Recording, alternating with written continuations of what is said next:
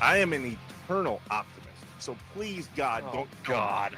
that you're an eternal pessimist. I like to say I'm a realist. Oh, great. We're going to go along great. This is going to be great. This is Inside Wisconsin Sports with Trevor and Josh. Crowd is here about football.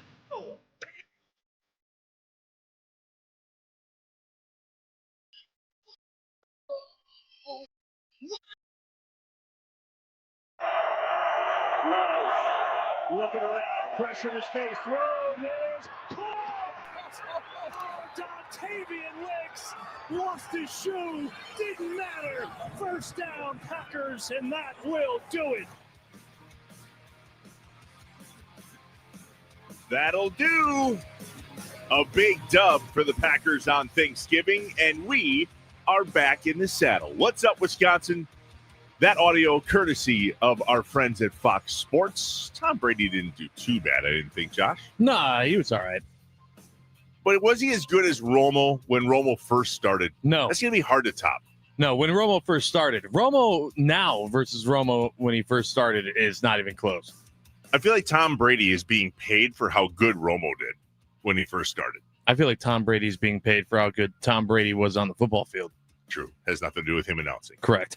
What's up, Wisconsin? Welcome in Inside Wisconsin Sports. Trevor Thomas, Josh Albrecht. Hi. Live from the Wisconsin Sports Radio Network studios, powered by the Potawatomi Sportsbook. So, a little bit of an extended weekend for most of us. Not you, I guess. You decided to work on Friday. I did. Yep. Helped out 9 to noon. I tuned in at 9 just so I could listen. Yeah, a little bit, just for a little bit. I could only handle so much Rami Bear talk. I was out pretty quick. Yeah. I just, now I understand that we have to talk about it. Yeah, this week alone. This week is going to be a big week where we talk a lot about Bears football, which I really don't want to do, by the way. Yeah. But damn it, they're in first place. Yeah, like first place. Yeah, not like second first place. Correct. Not like just in the NFC North first place. Yeah. Like the total first place. And they're going to be obnoxious. Already, Mike Greenberg from ESPN. And the NFC, if it ended today, would run through Chicago. Nobody cares. It's a great impression of him, by the way. Thank you. Yeah, very close to what he sounds like. The problem is that was us with the Brewers all summer. You know, Sure if it ended today, number one record in Major League Baseball, and then 7 losses later. Well, you know, if it ended today, we're still the number one seed in the Major League Baseball. Yep. And then it didn't matter. And then we got there and it didn't matter.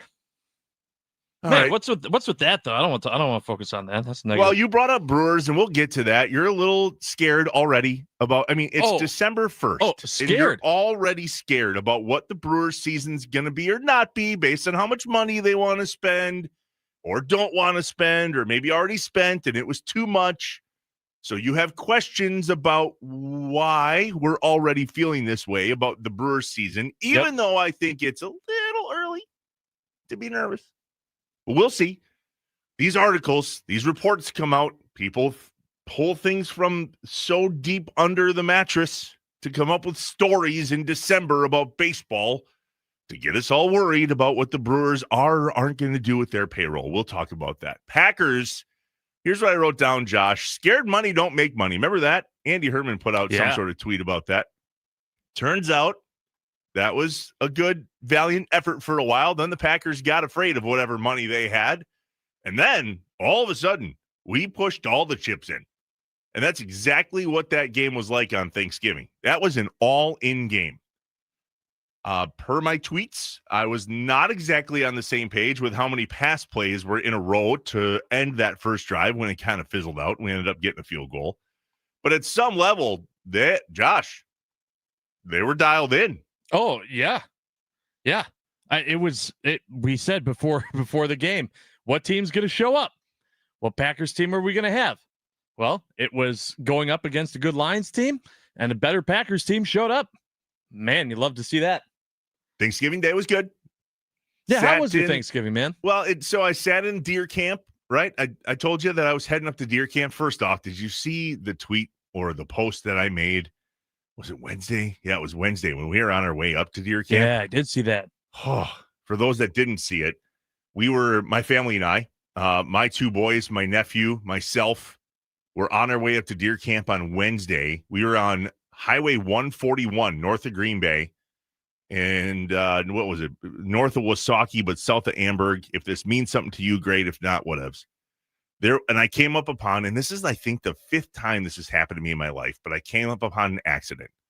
And when I come upon accidents, and there are already emergency vehicles there, clearly you take your time, you drive by, you move on with your life, you hope and pray and all those things. But, and again, this is not a knock. I've talked about this a lot this weekend because people saw it and asked me. But I can't drive past an accident. When I see an accident, there are cars clearly banged up. There are clearly people in the cars, and there are no emergency vehicles there. No cops, no ambulances, no fire trucks, no nothing. And sure enough, on my way up to deer camp on Wednesday night, the snow was starting. It was really slick out. Yeah, it was.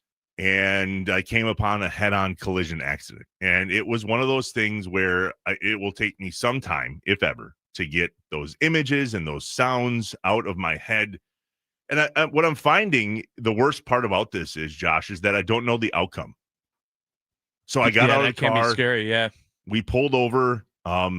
You make decisions fast. I've had a lot of conversations since then with friends of mine that are in whether they're paramedics or firefighters or police officers. They talk about what you do in those moments when you come upon something like that, and it's chaos. And some people are wired to thrive in chaos, and other people are wired to run away from chaos.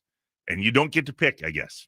And apparently, I'm one of those people that can walk up to a situation like that and tune it all out and thrive in the chaos. I did everything that I could to get these trapped people out of this vehicle. I mean, there was 2 people trapped in what I think was a Suburban. Without getting into any type of detail, it was. I just hope everybody made it, and that's the hardest part about that. When you come up upon something like that, especially going into a holiday weekend, you do everything you can, and then the emergency vehicles show up, and you help them if they need help. And in this case, they need a little help. And the second they have that situation under control, you back up. Yeah. You get out of there. Get out of the way. And man, so I did everything I could to help, including I saw the Jaws of Life work in person for the first time ever.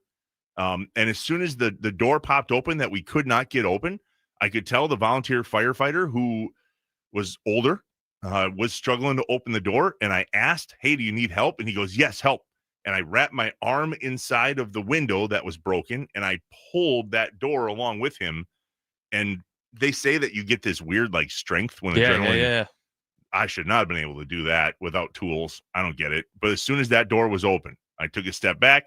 They worked on getting that person out immediately. There was 3 ambulances there. I mean, I feel like I'm rambling, yet that's kind of how you re-envision some of this when you go through this. It's Sure. like it's picture by picture, or situation by situation. So not the way I wanted to start my Thanksgiving weekend. But as soon as we pulled away, I had that moment of like, whoa, that was real. And then we went on with the weekend. So I drove up north. We had deer camp. I was at Thanksgiving. So Thanksgiving to us on deer camp is a little bit different than all the pictures that you so awesomely tagged us in on Twitter. Yes. We asked you to take a picture of your Thanksgiving plate and show us exactly how much of what it is that you would put on your plate. Your proportions. I like the fact that we're all on the same page. I agree after looking at all of these plates, and I will do so on Christmas and Easter when I actually sit down at a dinner table with all of the fixins. I, too, will have 85% of my plate be the sides. Yeah, and as it should be. 15% max was the meat. And so you took a picture of yours. You had meat tucked under there somewhere, and everybody else that took a picture was on the same page. I didn't see any, what do you call those people that only eat meat for their diet? Carnivores? I didn't see any of those carnivorous people out there. Yeah. Carnivorous. Yeah, I mean, not even any that got like even 30% of my plate is meat. Not Right. even just turkey. I thought like turkey, ham, spread it out, get a few other. No. It was, everyone did it right. 80 to 85%, all sides. Very heavy on the mashed potatoes. There was a lot of that. So for deer camp, when you have deer camp Thanksgiving, you cook whatever you want. And it's typically not like, why would you cook turkey? We talked about that Right. our last show. So we didn't. We cooked steaks. We had prime rib, and we had filet, and we had mushrooms and onions and potatoes, and a box of Miller Lite. Happy Thanksgiving. Yeah, everybody. happy Thanksgiving. It was awesome. Man, I got to tell you, I reached out to you, I think the day after, right, on Black Friday. Just Okay. said, hey, man, I hope you had a good Thanksgiving. You sent me a photo and you said, didn't eat anything. This has been my view for the last 48 hours. Yeah, and tree it was of you in the tree stand, not even like what you saw out of the tree stand, just like you behind someone else in the tree stand. Yeah, it And was my son. I was like, that looks awful. Like, that Yeah. just looks like an awful Did you time. notice I didn't respond to that? I did. I did. told you I'm soft via text message. I did. I didn't have anything nice to say back to that. So I just chose silence. Well, that helps confirm to me that I was right. What about that was right? Nothing about what your text message said to me about come my on, experience. man. Oh, my God. 48 Leave it hours? to you to poke the bear In a first thing on a little- Monday in a morning when little I box. literally told you I don't want to. Oh, my God. Not my heart. Whew. Man, Nothing. I'm busy celebrating the Packers win. My belly's full. Oh, my belly was full. It was not. Listen, you pay for deer camp. If you do deer camp right, your Sunday and apparently early Monday morning, not great. How did your sons like it? Did they have a great They time? loved it. They Okay, loved good. it. Yeah. So That's was all my, that matters. That's why I didn't respond, because I was like, what part of nothing about this is awful? And listen, to each their own. I understand you're not a hunter, but to take my boys hunting at deer camp for the first time ever, when they're finally mature enough to handle a weapon under supervision and continuing to educate them on the safety of hunting. Yeah. Buddy, nothing. I didn't want to be anywhere else in the world. Well, that's good. In that deer stand, watching my son watch for deer. And thanks for bringing it up. I was going to get to it at some point. We had a rifle malfunction, and my son pulled the trigger on what would have been his first deer, and we heard a, oh, no. and it was 100% my fault. And that, my friend, is a lonely place to be as a dad. Oh, no. We did everything right. We had these deer tracked. We knew exactly when they were passing by this stand, coming into this area, when they're not in this area. And sure enough, there was a giant doe that came in with a couple yearlings. And it was perfect. The deer was broadside. He was shaking. My guy Rhodey was shaking. That's what you do when deer come up on you. And all right, dude. All right. It's there. Open. Yep. Take it. Go. Click. Man. And I wanted to throw up. Yeah. It was my fault. It was a rifle malfunction because I didn't have something completely right. And I should have known that, and I didn't. And we were all upset, but there was nobody that I could be more upset at than myself. It's like the hardest. That's the hardest. I've been for there, a half an hour. I looked for all sorts of other people to be pissed at. Yeah, couldn't. What? Well, why didn't you? Well, maybe I should have. No, 100%. And then 2 minutes later, Josh Albrecht texts you and says, "Man, that sounds awful. That looks awful." I'm like, you son of a. Well, glad I could add some salt to the wound there, thanks. bud. Yeah, appreciate it. Wow, that looks awful. Oh, I was like, you're an ass. that was fun. That's fun for me. Okay, so Packers Brewers. Oh, go ahead. You're good. Yeah. So then I was just gonna say, then to wrap up the weekend, there was a possibility maybe I was gonna get to see it. Pete Lee, who was doing the Milwaukee Improv here in Brookfield. Weather, I mean, that's all the snow came on Saturday, right? So we didn't want to mess with Grandma and Grandpa coming over to babysit. I spent the entire day shoveling. You didn't come down. We both said, hey, let's just, we're going to stay home. You were like, I'm watching WWE pay-per-view. Yeah. It's going to be great. I said, hey, yeah, you pay for that, right? Is there a way that I could also watch that? Turns out there wasn't. I was not going to bite the bullet and pay ESPN even more money. I give Disney 90% of my paycheck as it is. And I was like, no, I'm not giving them any more. I ended up watching it, the pay-per-view, on TikTok on a live stream where someone literally set up their phone to aimed at their TV. Wow. And that's how I watched the 3-hour pay-per-view. Sorry I couldn't help you. That sounds terrible. It was awful. It wasn't. Okay, that was awful. It wasn't sitting in a tree stand for 48 hours awful, but it was awful. We had heaters, Yeah, that's good. That didn't, you know what, though? So Survivor Series, if we can talk about this for 2 seconds, and there's no such thing as spoiler alerts. Okay, it's Monday morning. Yeah, Survivor Series War Games were on Saturday night. If you're waiting till Raw, cool. We'll all watch that together tonight. But that Survivor Series, to me, was a disappointment, at least how it ended. Sure, how it ended, yeah, but it was great. The first hour and a half of it was the best I've seen yet this year, and the year's almost over. You missed that Monday Night Raw at Madison Square Garden, though. That was I watched it eventually, but yeah, no, I loved the first 2 or 3 matches of that pay-per-view.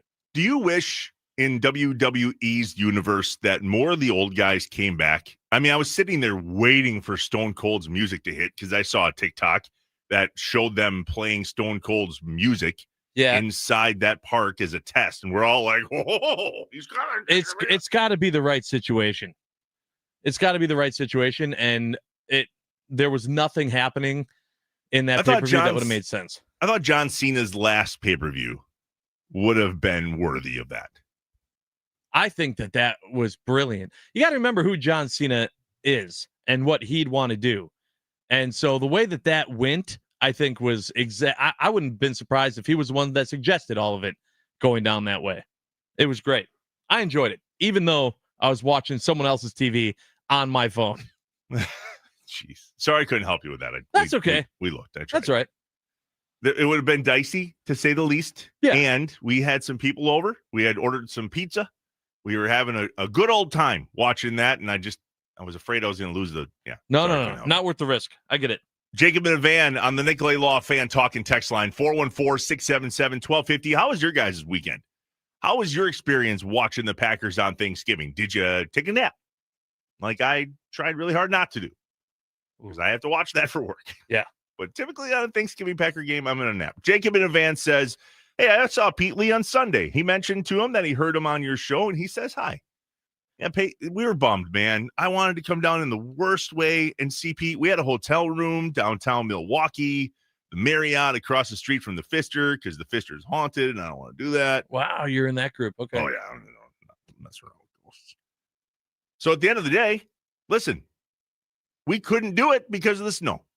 And we were right. It's not that we couldn't have got there safely, and it's not that we couldn't have got home safely. We were most worried about navigating Milwaukee safely, right? Like taking an Uber from Milwaukee, getting out to Brookfield where the Milwaukee Improv is, and then back. Turns out that was dicey because Pete Lee almost missed his shows on Saturday. So we made the right call. He was bummed. We were bummed. Jacob, thanks for going and saying hello to him on our behalf. We appreciate it. Yeah. And we're off and running on a Monday. Wow. Packers. Yeah, a lot of Brewers, sports to talk about. Yeah, we'll talk about a little bit about the Badgers later in the show in regards to why I think this whole Lane Kiffin thing has a massive, massive impact on Wisconsin in terms of their football program. I'll explain that. Giannis is back after 7 losses in a row. They won, the one. Yeah, but they won one. Well, yeah. Focus on the positive, Mr. Pessimistic Pete over there. Hey, speaking of winning, UWGB, who we keep an eye on, per our friend Doug Gottlieb, who joins us every Wednesday, has now matched their win total from all of last season. Yay! Hey, everybody. It's a big deal. We chatted Survivor Series, and we will talk about all things Wisconsin sports and, of course, dive into this Packers game, not only from Thanksgiving, but what is to come at Lambeau Field on Sunday. Flexed. Josh, you're about to find out, buddy, if indeed the Chicago Bears are the rivalry of the Green Bay Packers, or if it was the way you felt, where maybe it was more Vikings related than anything else. We're going to find out this week, bud. Yes, we will. Big week. It is a big week for us at the Wisconsin Sports Radio Network, the 19th annual toy drive for Children's Wisconsin and Robin's Nest. You can donate online at wisportsradio.com or text toys to 34984. If you can't make it out to Blaine's Farm and Fleet on Rawson Avenue in Oak Creek, we're collecting cash and toys this week from 8 a.m.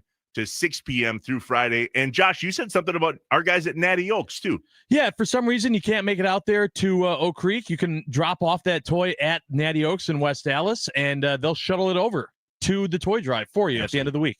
Do they serve chili all days of the week or They just sure Fridays? do. No, all days. Perfect. Just Friday So for me. Drop off a toy at Natty Oaks and get a big old bowl of chili, no matter the day. All right, when we come back, we have questions in regards to what's going on with the Brewers payroll already. Here we go. Happy Monday, Wisconsin. Wisconsin Sports Radio Network. We're live from the studios powered by the Potawatomi Sportsbook. It's Inside Wisconsin Sports with Trevor and Josh. Good morning.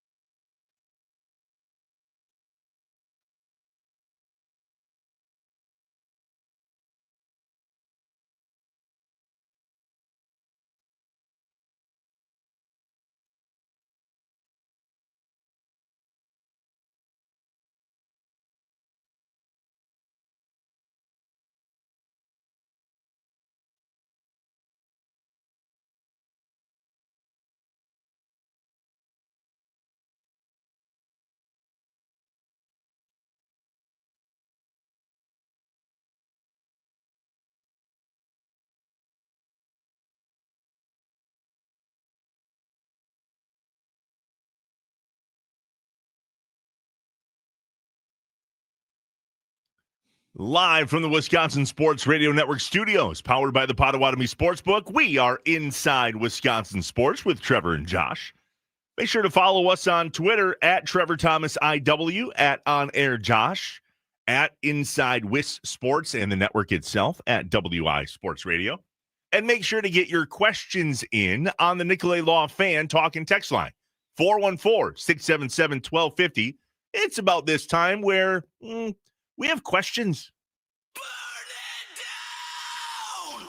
When things just don't add up, Trevor and Josh ask the hard questions or just point out how messed up stuff is. I only have one question. Can you fly this plane and land it? Surely you can't be serious. Do you view this season as a failure? You asked me the same question last year. What's the most important question the Badgers have to answer Saturday? This is a great question. Oh my God, this is a great question. It's time for I Have Questions on Inside Wisconsin Sports with Trevor and Josh. The Nicolay Law Fan Talk and Text line, 414-677-1250. What questions did you wake up with on this beautiful Monday morning? It is cold outside here in the Green Bay area. I don't know about you, Josh. Yeah, it was very cold this morning. Was not a fan. Winter is here. It's December 1st. Yay, winter. Yeah, yay. December 1st, 9 degrees. My God. All right, Josh, you found something about did. Brewers that you have a question on, and you're not excited. No, I'm not. And the question is simply, why can't we have nice things? And this is what I was afraid of. This is exactly what I was afraid of. If you go back and you listen to some of the podcasts a couple weeks ago, you'll have noticed that we had a whole discussion about Brandon Woodruff, and I was happy. I was happy that they put the qualifying offer out there. Yeah. And I was happy when he took it.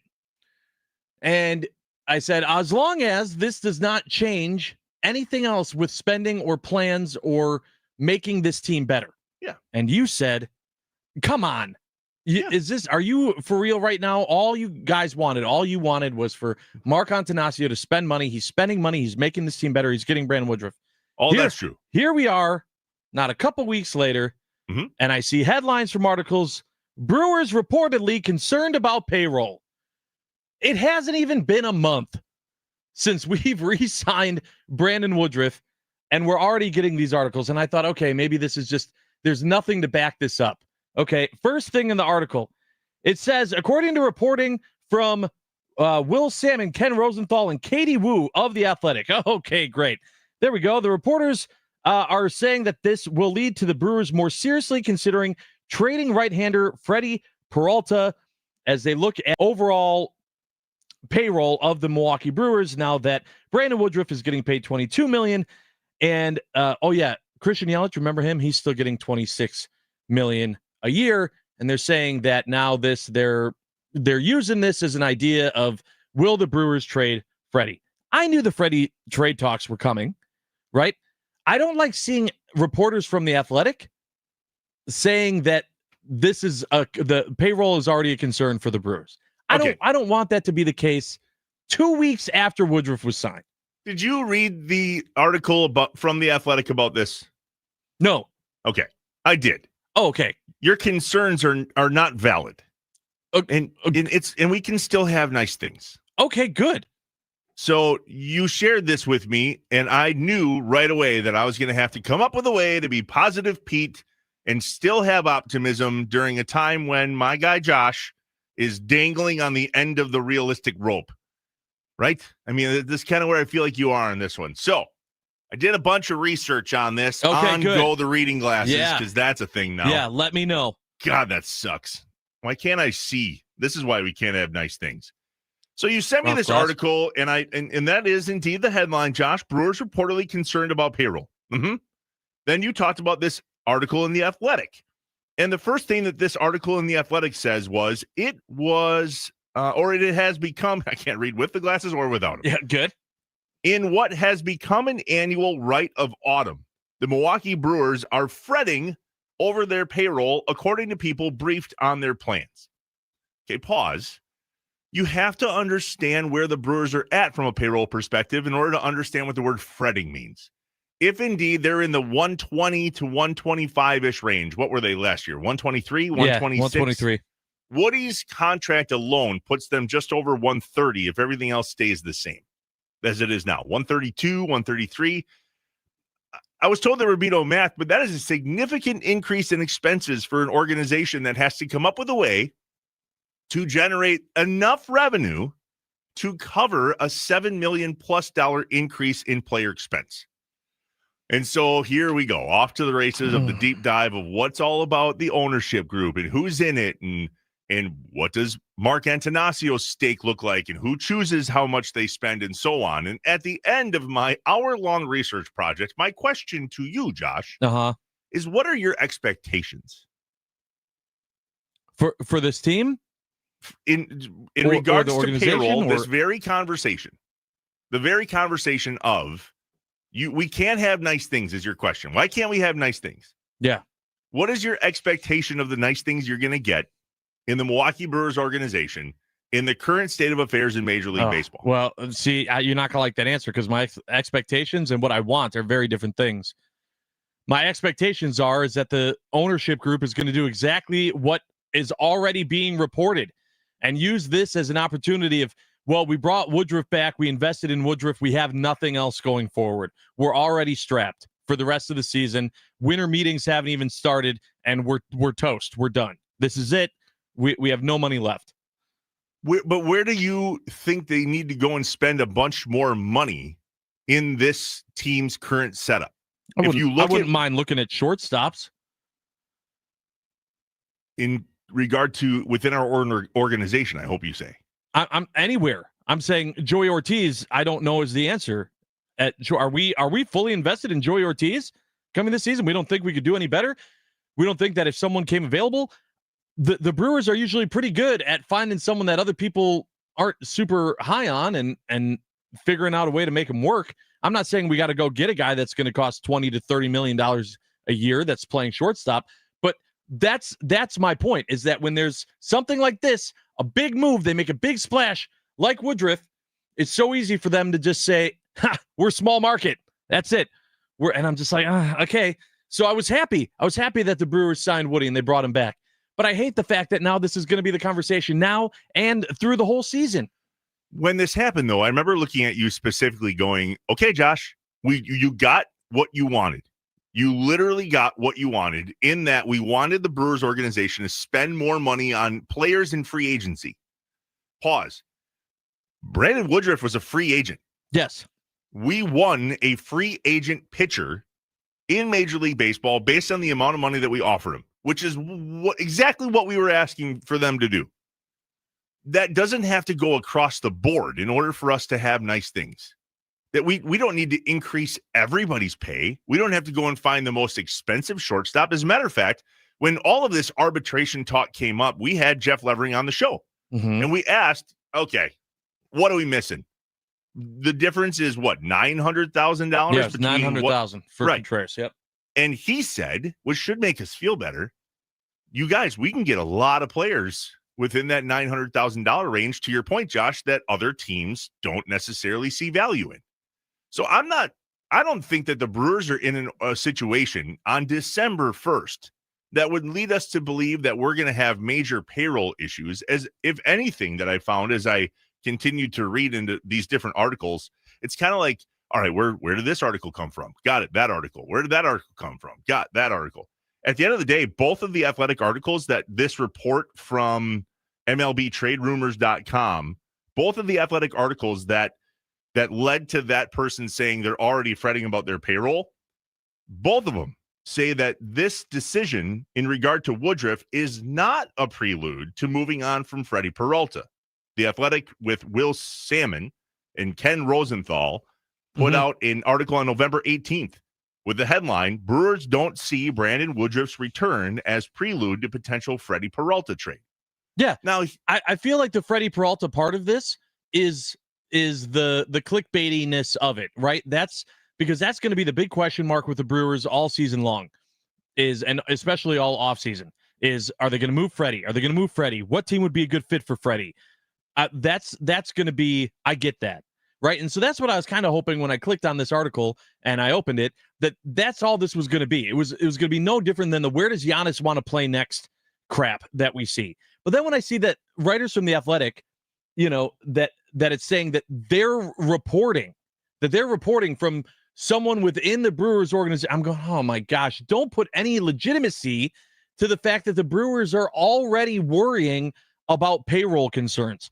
I don't want to have to deal with that. It's a crazy situation that continues all the time with this Brewers organization. It's why fans get frustrated when you see the bidding for all these other players that are out there. And it's December 1st. And it's not, who else can the Brewers go get? Who else can the Brewers go to improve this team? It's, well, Brewers are already concerned. Are they going to end up, moving Freddie Peralta? We'll find out, blah, blah, blah, blah. It's annoying. It's irritating, and I hate it. But you read those headlines and take them for gospel, right? I mean, like, as soon as you read that. I clicked the article to see that there was legitimacy with reporters from The Athletic. That's what sucked. But I was trying to share with you that there's not. I went and read The Athletic's articles. There's not legitimacy. You said with the Freddie Peralta, saying that the decision between Freddie Peralta and Brandon Woodruff were independent decisions, that they're going to be independent decisions. That's separate from what I'm saying. What I'm saying is that I read the first article. I read the first sentence of this article to you. In what has become an annual rite of autumn, the Milwaukee Brewers are fretting over their payroll, according to people briefed on their plans. Not ownership, not Mark Antanasio, not players, not the GM. Whoever apparently was briefed on their plans is fretting about their pay. That has nothing to do with the people cutting the checks. So I just read this and go, from a realism standpoint, you would read this and go, well, until I hear it from those mouths that have the money, I'll just take this as whatever it is. Sure. But I did go on and read that this current Brewers team that we watched do incredible things this past season is very much intact with the players that needed to be back. That's so the true. Brewers aren't losing a Willie Adames this year. We're not losing a Brandon Woodruff, a Freddie Peralta, a Caleb Durbin. Will Ortiz find his bat? Because there's nobody better at defense in regards to shortstop. And so there might be a few pitching pieces, but even then, Logan Henderson, Quinn Priester. Congrats on your marriage, by the way, Quinn. Yeah. There's a lot coming back, and there's an increase in payroll. So again, positive Pete, eternal optimist. At the end of the day, I just take the facts for what they are. And I try really hard to go look at articles like this and go, all right, tell me more. How do I learn more? The Nicolay Law Fan Talking text line has one quick question before we get to break. Yeah, that's fine. 414-677-1250. The question is, why does Brandon McManus continue kicking kickoffs into the end zone when the other team gets it on the 35-yard line versus kicking it into the landing zone where they have a chance to tackle them before the 35, or if it comes to the 20, if down in the landing zone, correct? Ron and Rome. First off, there's a lot of landing zone 35-yard line that I know that the idea is to not kick it in the end zone anymore. Right. I have that same question. Do you watch these games, Josh, and go, how hard is it not to kick it into the end zone? What am I missing? I do have to also say, though, that I'm still terrified about our special teams giving up big plays. It could be just, going back multiple seasons and just I've been hurt. I've been hurt so many times that I worry about it. But I also saw the one time, I think only the one time that McManus actually got it in the landing zone against the Lions, because, there were plenty of times it got into the end zone. They got it to like the 30 or the 32 instead of the 35. And I'm like, okay, so was that a big difference? It's not like they got it into the landing zone and we crushed them at the 15. So I get the frustration. I do wish it'd be something that was fixed. I just think overall it's not the biggest, at least for this Packers team, it's not the biggest concern. What you're saying is pick your battles. Yeah. And if we can keep our special teams from giving up a big play and trust in our defense, which is very trustworthy right now, then that's what we'll do. That's a valid answer. Let's kick it in the end zone and trust our defense. Yeah. Boy, what a place to be as Packer fans. I know. We got more questions coming in that we'll get to after the most electrifying sound of the day. It's coming up next. That is next, and this all week is the 19th annual toy drive for Children's Wisconsin and Robin's Nest. You can donate online at wisportsradio.com. You can text TOYS to 34984.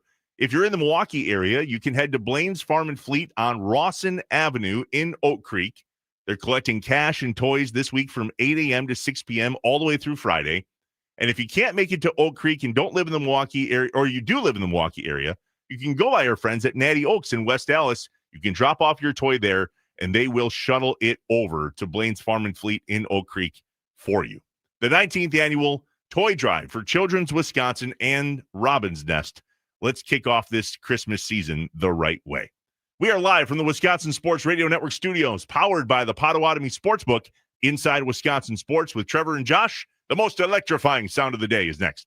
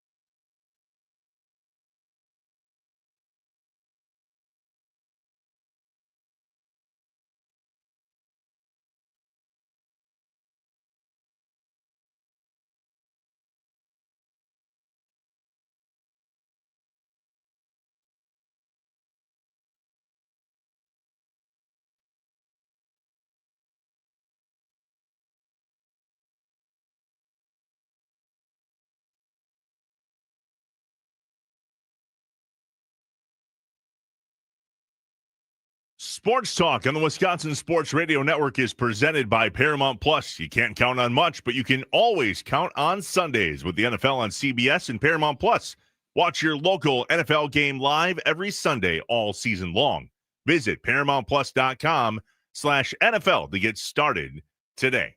All right, time for the most electrifying sound of the day on Inside Wisconsin Sports.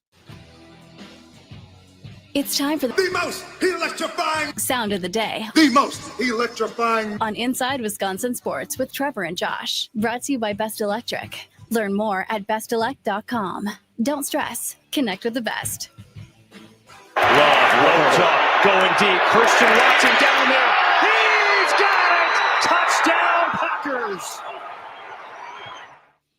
And that touchdown catch by Christian Watson is the most electrifying sound of the day, brought to you by our friends at Best Electric. Remember, no job is too big or too small for Best Electric. Don't stress. Connect with the best. Call them today or visit bestelect.com. Man, I got to tell you, after just way too long of watching him being sidelined, he is playing so – it's so refreshing and nice to just see him being this option for Jordan Love.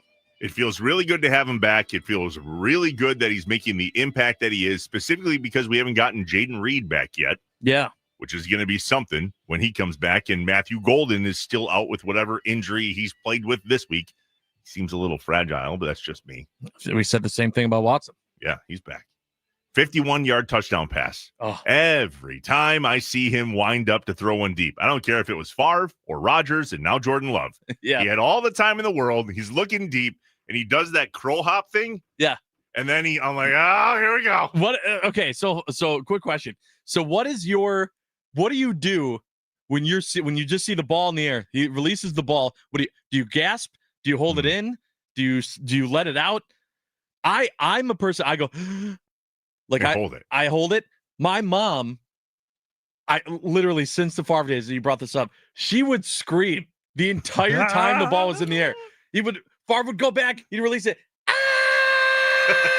Oh, he caught it. I mean, literally, that's how I knew how long the ball was in the air, based on how long my mom would scream it out. That's awesome. Oh, it was nuts. I think I hold my breath. Yeah. I've never really taken mental note of it, so I guess I will next time. But, yeah, I think okay. That's what I do. And so it was oh, yes, let's go. I think that's got to be what I do, because there is always that thing. Yeah. Huh. Yeah, I don't know. I guess I'll have to see it. All right, one more quick question on the Nicolay Law Fan Talk and Text line before we get to the top of the hour break and back with the morning mind dump. And that one at 7, Josh. I'm not well with Wisconsin football, and it's Lane Kiffin's fault. I'm interested to hear where you're going with this. It's Lane Kiffin's fault as to why I think Wisconsin football may be dead forever. We'll see. Join us at 7:02 for the morning mind up. Hey, really quick before you get that question in, Andy in Brookfield chimes in regards to Ron Rome's question about the kickoff. And he kind of agrees with what I was saying, but he said the reason why it's not the biggest concern is because our coverage team sucks and the coaches have no faith in them to not give up the big play. If that's true, it all goes back to this whole thing we've talked about between the coaching staff and the players and needing to be on the same page. You know what? That might be true, because I think they asked Matt a game or two ago if the idea was to kick it in the end zone there at the end of the game. And Matt said it was not. Right. Well, then why does it keep happening? Yeah. Yep. All right. So back to the Nicolay Law Fan Talk and Text line. There was one more question from Justin from Port Washington. He says, are the Bears that good or are they that lucky? In any case, Justin is nervous about the game on Sunday, and he's wondering if he's overreacting. Josh and I had this very conversation off air last night. We chat the night before every single show for about 15, 20-ish minutes, 7 minutes, sometimes 45 minutes other times. Yeah. Depends on what's the topic of conversation for the next morning. We've also talked about this very thing in the past about whether the Bears were getting lucky. And we actually last week went through all of the Bears' victories and looked at their point differentials and just looked like, all right, are they winning handily? Are they winning not handily? Are they losing bad in the losses that they have? I believe this is where we landed, Josh. they're flying high right now on their head coach ripping his shirt off in the locker room. Yeah, listen, that clip that came out of Ben Johnson ripping his shirt off and going crazy in the locker room after beating the Eagles, that was a little scary to me. That was the scariest part of the Bears team to me. Well, but this matchup between the Bears and the Eagles was supposed to be the game that showed the Bears got lucky. The Bears have been lucky. They're paper tigers. Packers don't have anything to worry about. They went out. They beat the Eagles. They beat the Eagles in Philly. And then you see that in the locker room. Mm-hmm. You ain't seeing that team camaraderie from the Packers right now. Yeah. There might be something to what you're saying, Justin. It's why I was afraid of the Cubs at the end of the Brewers season, because it looked like the Cubs were riding high on whatever it is that they were flying on, and the Brewers were not. Now, we got through that series, and then not so much against the Dodgers. It's kind of the way I'm viewing the Bears right now. They're really excited. Yep. And that is not a team that I want excited. And we're going to deep dive into this at the end of the 7 o'clock hour and start of the 8 o'clock hour. So if you want to hear more about that, make sure to stay tuned. Coming up next in the morning mind dump, I'm nervous about Wisconsin football. The season ended this week. A loss to Minnesota. They get to keep the axe, and it's all Lane Kiffin's fault.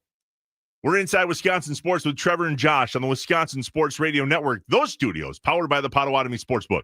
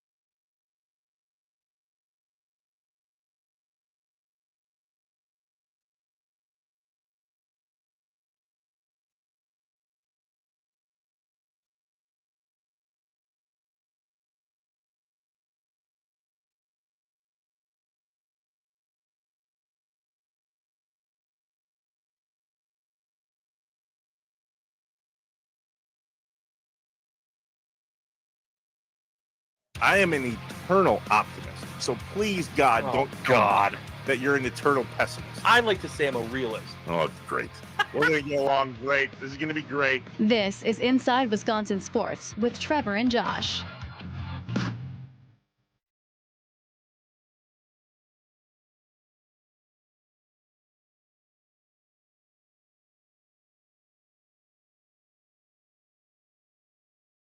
They're running for Paul Bunyan's axe. Goldie's got it. Goldie can't see very well in that costume. You better be careful. Don't swing it, Goldie.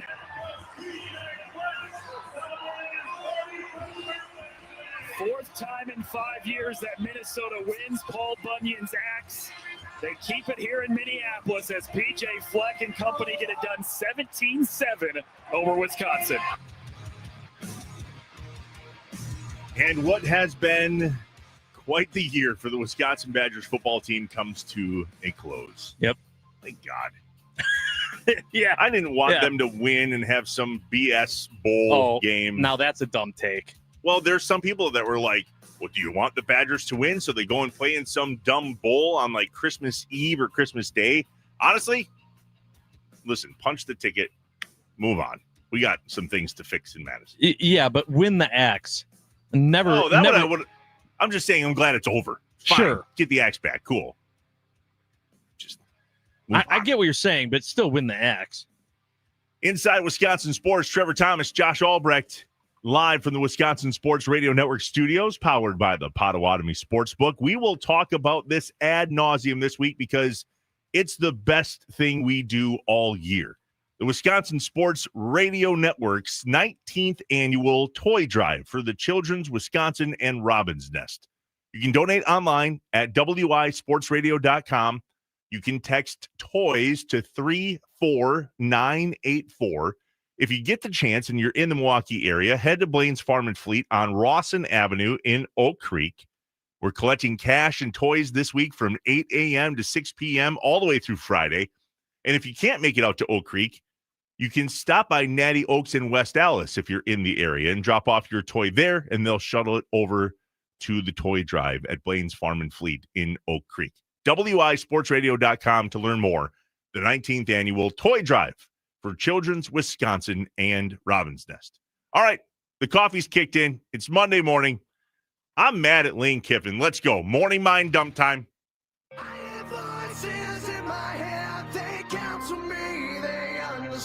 They talk to me. The coffee is kicked in. We're awake and ready to roll. Let's get some things off our chest and out of our heads. You don't know what it's like to be me out here for you. It is an up at dawn, pride-swallowing siege that I will never fully tell you about, okay? I'm as mad as hell, and I'm not gonna take this anymore. I'm in a glass case of emotion. What we've got here is failure to communicate. We've got no food, we've got no jobs, our pets' heads are falling off! It's time for the Morning Mind Dump on Inside Wisconsin Sports with Trevor and Josh. The Nicolay Law Fan Talk In text line, 414-677-1250, later in this hour. The good, the bad, and if there was any ugly from the Packers game, we'll review that. Plus, do you know that the Packers control their own destiny right now in the NFC North / NFC overall? Need one little help from the Rams. We'll get to that later in the hour. Plus, we'll review the rest of the schedule for the Packers and talk about what we need to see happen versus what we want to see happen. And, of course, Andy Herman from the Pack a Day podcast joins us at 8:25. That's a lot of Packers coverage right there. It's all Packers pretty much the rest of the day, except for right now. So I'm sure you saw this from over the weekend, but Lane Kiffin makes a decision to take the money and run. Ooh, take the money and run. Well played.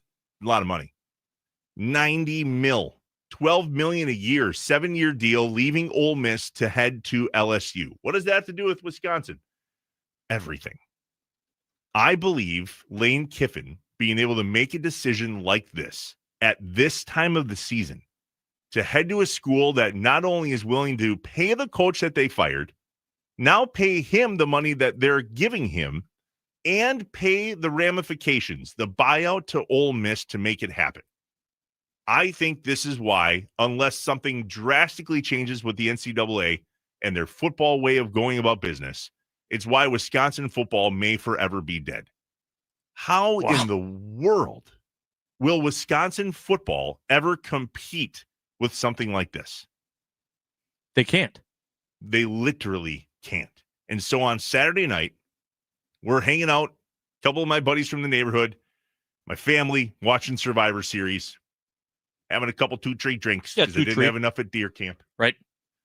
And he brings up this insane point that I think is worth digging into. And I want to do this in an in-depth way this week at some point. Okay. He said to me, I think that the NCAA football programs will eventually become a literal minor league system for the NFL. Interesting. I was like, okay. So like I often do, I'm like, well, let me play this out. And so I jumped online and went through the entire NFL roster of teams, all 32 teams, and I looked at the Division I NCAA football programs that were closest to them in proximity and or who is the closest that could actually have the facilities and the team and the recruiting possibility and all the things to actually make it happen. And then I asked myself this question, and Josh, you and I talked a little bit about this last night. Yeah. If this were to happen, would Wisconsin football make the cut? And I don't know the answer to that, and that annoys the hell out of me. Yeah, if they did, they'd be on the bubble. They'd be right there at the end. The biggest factor in all of this is I thought that the SEC was already talking about becoming its own thing. And like there were rumors of that happening forever, of them leaving the NCAA and starting their own deal. And so that alone kind of shows the state of where NCAA football is. That being said, I'm not fully buying that this Lane Kiffin story and what he's doing leaving Ole Miss is the recipe for success in college football programs. You see a lot of coaches get paid a lot of money to go somewhere else. Doesn't matter as much as it does how much money you pay in the kids, which also wasn't the case a few years ago, but now it is. And so unless that becomes the thing with LSU, which I'm sure they're already, their NIL budget is probably unlimited, but it still doesn't change the fact that that's the bigger issue to me, more than how much you're paying your coach. Well, what's crazy is it's our fault. It's the adults' fault. It's the coach's fault. Because if the coaches can do this, which is leaving a team within the college football playoffs, Ole Miss is locked to make the college football playoffs. Leaving that team at this time of the year is why the NIL had to happen in NCAA football / NCAA sports. If a coach can look a parent and a student in the eyeballs and say, come here, we have big plans.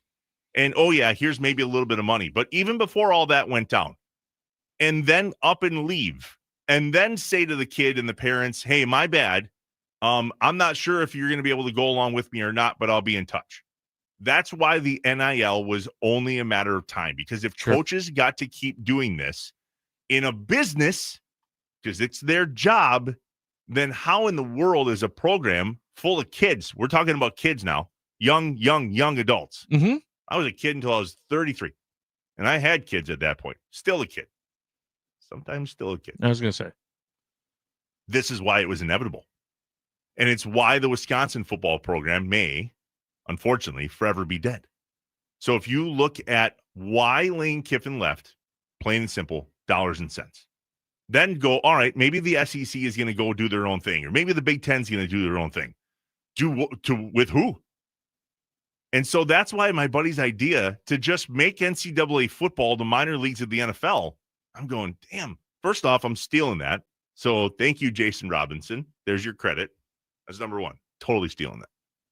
Number two, I actually played it out. I went through all the NFL teams and looked to see who was nearest. Now, it doesn't have to be necessarily with the right teams in terms of the top 25 or top 30 teams. A lot of this plays out geographically, no different than minor league baseball does. Example, San Diego. Who would San Diego's team be? USC. LA, UCLA. San Francisco, Cal Berkeley's right there. Go up to Seattle. Washington's there. They can also tap into Oregon if they need to. But you get my point. Well, but that's kind of what I'm looking at is there are so many collegiate programs that it's more difficult to look at it geographically than, based on the NFL teams, than it would be, a different sport. And also, if you look at like the MLB minor league system, like, sure, you have some single A, double A teams that are nearby, but not always, right? The Nashville Sounds, okay? So the Brewers are actually a lot of Milwaukee to Nashville connections, even if you look in the NHL. So it doesn't necessarily mean it has to be geographical. It doesn't. You're right. And where's the line, right? And so the Nicolay Law Fan Talking text line, 414-677-1250, chiming in about this and actually maybe making a case for the point. This is Ron Rome. Says here, the NCAA went from where a guy would get suspended for eating a bagel, meaning they could not receive that amount of free food. Correct. To where it is like the MLB with payroll disparity. Why don't the vast majority of colleges just bail from the NCAA and start their own regulatory agency that provides a monthly stipend that allows the athletes to make it through college, but not millionaire free agents? So, simple answer to that, Ron, because the schools that have the money want to spend the money. They have no reason to bail. And they have no reason to not spend the money. And so those schools would never agree to be a part of something where it evens the playing field because they have the advantage. It's no different than what's happening with the major league, with MLB right now. There's a reason why the Dodgers and Yankees aren't saying, you're right, Milwaukee Brewers, let's put a salary cap on this thing. But if you look at the opportunity that he sees here and create their own regulatory agency. Well, I was thinking about that in regards to moving around the NFL and seeing what D1 programs. By the way, if the NFL and the NCAA were to merge, let's say, and create a minor league system, we'd have the NFL, and then we would have this idea of a minor independent league of football. Minor independent league of football. Yeah. I think it would be the MILF. Oh, boy. The NFL. And the minor independent league of football. Hell of a logo ChatGPT created, by the way. They'd have to find a different acronym. Okay, fair. Yeah, maybe. My point is, if Lane Kiffin can leave a team that's literally in the college football playoff conversation, I mean, tune into game day. They're talking about the teams that are making it. Ole Miss is making it. And going to a school like LSU at this time of the day, at this time of the year, in this part of the season, then I think Wisconsin football has a far more uphill climb than we even realize. The 262 on the Nicolay Law Fan Talking text line, 414-677-1250. It's not Kiffin's fault. It's because college football's calendar is screwed up. He wanted to finish the season, and the AD wouldn't let him. Josh, would you let an employee? No. Okay. Lane Kiffin's the only one that thinks he should be able to finish the season with Ole Miss. Yeah. It's the craziest thing ever. Why? Somebody tell me why he deserves to finish the season with Ole Miss. Yeah, there's a reason why. Wasn't there one or two Rose Bowls that they brought Barry back in to coach because the coach had moved on? They'd been like, all right, well, that's fine. Barry will just coach the Rose Bowl. Yeah, I think that happened with Gary Anderson and Brett Bielema. Yeah. Both. Barry came back. Yep. Now, look at the bowl game when Jim Leonard was told he wasn't going to be the coach. He got to coach that bowl game for Wisconsin, but they already had Luke Fickell hired, and he was on the sideline with his little vest that said team, I believe, on the back right away. Didn't work. And he was there as well. Awkward. Right. I don't think you want that for your football program.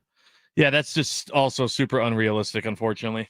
But then back out of this and look at the Green Bay Packers, right? And all the things that the Packers are up against in terms of injuries and rehab and practice squad.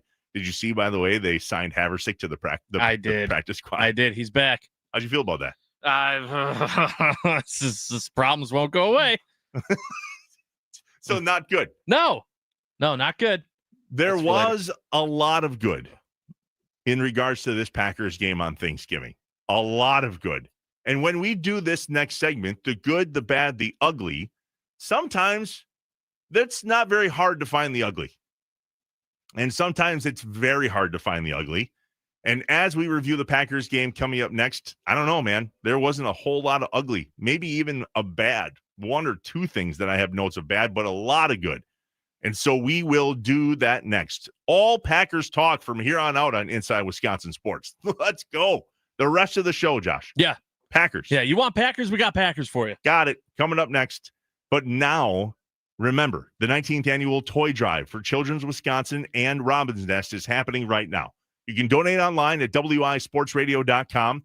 You can text toys to 34984, or you can head to Blaine's Farm and Fleet on Rawson Avenue down in Oak Creek, collecting cash and toys this week from 8 a.m. to 6 p.m. all the way through Friday. And if you can't make it to Oak Creek, but you are in the Milwaukee, West Dallas area, head over to our friends at Natty Oaks, drop off the toys there, and they will get the toys over to the toy drive for you. All the information you need for the 19th annual toy drive for Children's Wisconsin and Robin's Nest is available to you now online at wisportsradio.com. When we come back, the good, the bad, the ugly from the Packers on Thanksgiving, plus they control their own destiny. Who would have thunk at this point in the season we could say that? We're live from the Wisconsin Sports Radio Network studios, powered by the Potawatomi Sportsbook, Inside Wisconsin Sports with Trevor and Josh.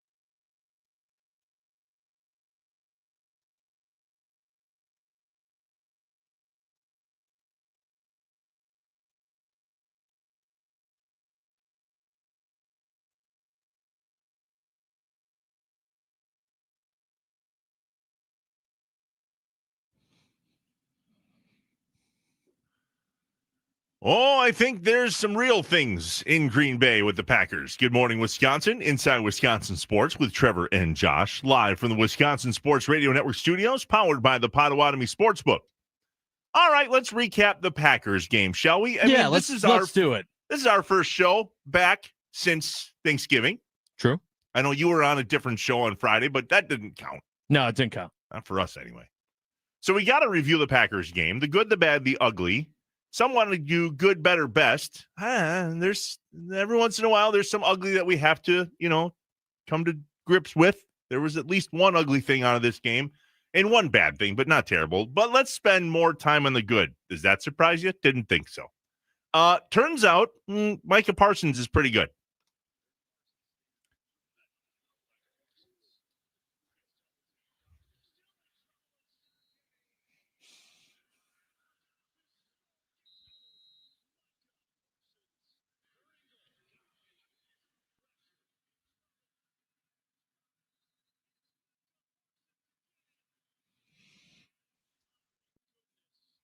Shout out Kingsley Ngabare for splitting that first one with Micah Parsons. But the solo sacks he had in the fourth, 832 and 326, according to the clock. Josh, does it not seem like he's absolutely wide open when he makes those sacks? It does. And he's not, but it seems that way. He is a bull in a china shop, and China doesn't stand a chance. Yeah, what a beast. There was a couple plays where they zoomed in on the holding that was actually happening, and then Micah talking to the refs afterwards. That's their only chance. Yeah. Double team them. Doesn't matter. Triple team them. You're not fast enough. It's literally like Giannis, but NFL. Yeah, he's very, very dominant. Yeah. Which goes to the comparison that's been happening all year, and it's only getting worse. Is this the second coming of Reggie White? Boy, it sure seems that way. Yeah, I mean, he's breaking records, setting records. I did see one person go, I won't compare him to Reggie White, though, until this point, and they had a photo of Reggie holding the Lombardi trophy. Okay. Still think there's a little more comparison to the individual instead of the team, per se. Nobody, can you think of anybody, Josh, that has been this dominant as a pass rusher / run rush? I mean, he's in there for those, just not all of them. Can you think of anybody else that was remotely close to this other than Reggie that's played for the Packers? I mean, the closest I can think of is Clay Matthews, and I don't think it's the same. But he played a different position. Right. But I'm just saying of the pressure and getting to the quarterback. I mean, Clay did that, but you're right. It's not the same. Aaron Campman did it really well for a while. He was pretty good. Sean Jones, obviously, on the other side of Reggie White, he was pretty good. God, I can't think of anybody else that truly stood out on our defensive line. Not like this. Not like this. 2.5 sacks again in this game. I know Vonnie Holiday holds the record. I think it's either 5 or 6 sacks in one game. I was at that game, actually. And Vonnie was pretty good, but not like this. The good, Micah Parsons. Also the good, with the 159th pick in the 2023 NFL Draft, the Green Bay Packers select Dontavian Wicks.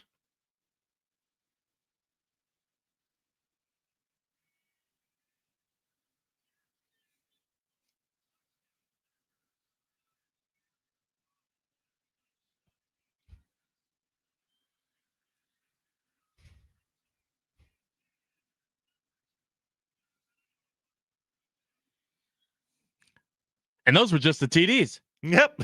That didn't even include the dagger. Right. Which is where we go next. Jordan Love and Matt LaFleur. So, by the way, a good to Micah Parsons, a good to Dontavian Wicks. It's good to see that I don't know how to say this stuff out loud. I don't believe in jinxes, so I'm just going to say you should, but he doesn't have the drop sheets anymore. No, he's holding on to the ball, which is great. I mean, the only 2 passes that remotely looked like they were catchable that one might consider a drop were Christian Watson's. Yeah. There was 2 passes to him. Both of them hit him in the hands. Both he was guarded insanely close, and he didn't catch him. Dontavian Wicks, a different story, including, to Josh's point, the last play, at least the biggest play of the game for the Packers, which is where I go next with Jordan Love and Matt LaFleur. We've all had our doubts, okay, about Matt LaFleur and Jordan Love and the play calling. Oh, it's going to be a great Take Back Tuesday tomorrow. Oh, I can't wait. Guys, listen, losing to the Carolina Panthers doesn't look that bad anymore. Why is that? Because they keep winning. Oh. The Browns loss stings. I'll give you that one. Not coming out with a victory in Dallas, sure. Matt LaFleur's got a set of cojones on him that I didn't know existed. I mean, he sure did on Thanksgiving. So that's the question. I'm glad you brought it up that way. He came out and said, and Andy Herman tweeted it this weekend, which reminded everybody, scared money don't make money. Well, somewhere along the way, money started to scare Matt LaFleur a little bit. But then on Thanksgiving, it was as if he's got an endless checkbook of money because he was right back to scared money don't make money. And if he is in that mentality and Jordan Love is on the same page and they're able to do on fourth down what they were able to do, including a touchdown pass to Dontavian Wicks that I don't know how that was a catch. If Dez didn't catch it, how did Dontavian Wicks catch it? Like, did he have it was weird. I can't believe that call stood. But to go for it on fourth down as many times as they did, including that last pass to Dontavian Wicks, where he literally jumped out of his shoes, left his shoe behind. Yeah.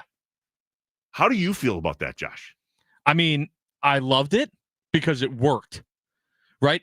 Also, I talked to Rami about this a little bit on Friday when we were recapping, but I think that part of the Dan Campbell aggressiveness is that there was never a doubt on third downs that if they didn't get it, he was going to go for it on fourth. There were no situations on third down where you didn't already know that they were going to end up going for it. And maybe that's something to Matt LaFleur's credit. We stand here saying, what kind of coach is Matt LaFleur? What is he going to do? Well, if we don't know, maybe the other teams don't know either. And so it's easy for a defensive coordinator to kind of plan out, all right, if they don't get it here, no, they're going on fourth. You don't know what Matt's going to do. It just so happened in this game against the Lions, he was just as aggressive, and he ended up going for it. And it ended up working out great, and the Packers came away with a win. I cannot stand here today and tell you I think in this game against the Bears, he's going to be just as aggressive, and he's going to go for it every time on fourth down, and that they're all going to be successful. I don't think that at all. But we definitely saw it there, and now it has me wondering, is this going to be, are we going to see more of this? Is Matt more confident in that, all of those questions? And now I'm thinking to myself, if I'm thinking that, are the Bears thinking that too? Do we want it? What do we want? Do we want massively aggressive Matt LaFleur, who, by the way, is worthy of some critiques from time to time, but also the praise when it's due? And I put that out as a tweet right after this game that, listen, the big major bets paid off today. Yeah. But how do we feel about that? Do you want him to keep going for it in those fourth down situations? The ball was on the 46, the Lions 46. Go for it on 4th and 3 after a timeout, and they stacked the box, the Lions, to the point where Jordan Love again is throwing off of his back foot like a fadeaway jumper, and Dontavian Wicks goes up and makes a play. Deservedly got a game ball after that game. Yeah. And Jordan Love should have too. Oh, wait, he did. 4 touchdowns for Jordan Love. And some ballsy calls, though, by Matt LaFleur. I mean, this is all I want to know. Before that snap, were you happy they were going for it on fourth down, or did you want them to punt? Absolutely not. Yeah, same. See? No. And so I admitted it. Like, after the fact, sure, it's easy to say, great call, great call. I said, punt the ball. Your defense, rely on your defense. You know, that defense that's been great all year, rely on them. What are you doing? Start of the second quarter, 4th down, Dontavian Wicks, 22-yard touchdown pass reception. The Packers lead 10-0. I didn't like that one. I also didn't like that we threw it to the end zone on 3rd down when all we needed, I think, was 2 yards. Yeah. And then we went for it on 4th down and we gave up points. And I'm like, oh, here we go again. There we go.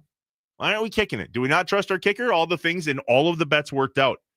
But those bets, I mean, we went for it on 4th down 3 times, I think. And we scored on 2 of them. Mm-hmm. And then the Dontavian Wicks catch at the end was the 3rd time. Yep. They all worked out. That's rare. Very rare.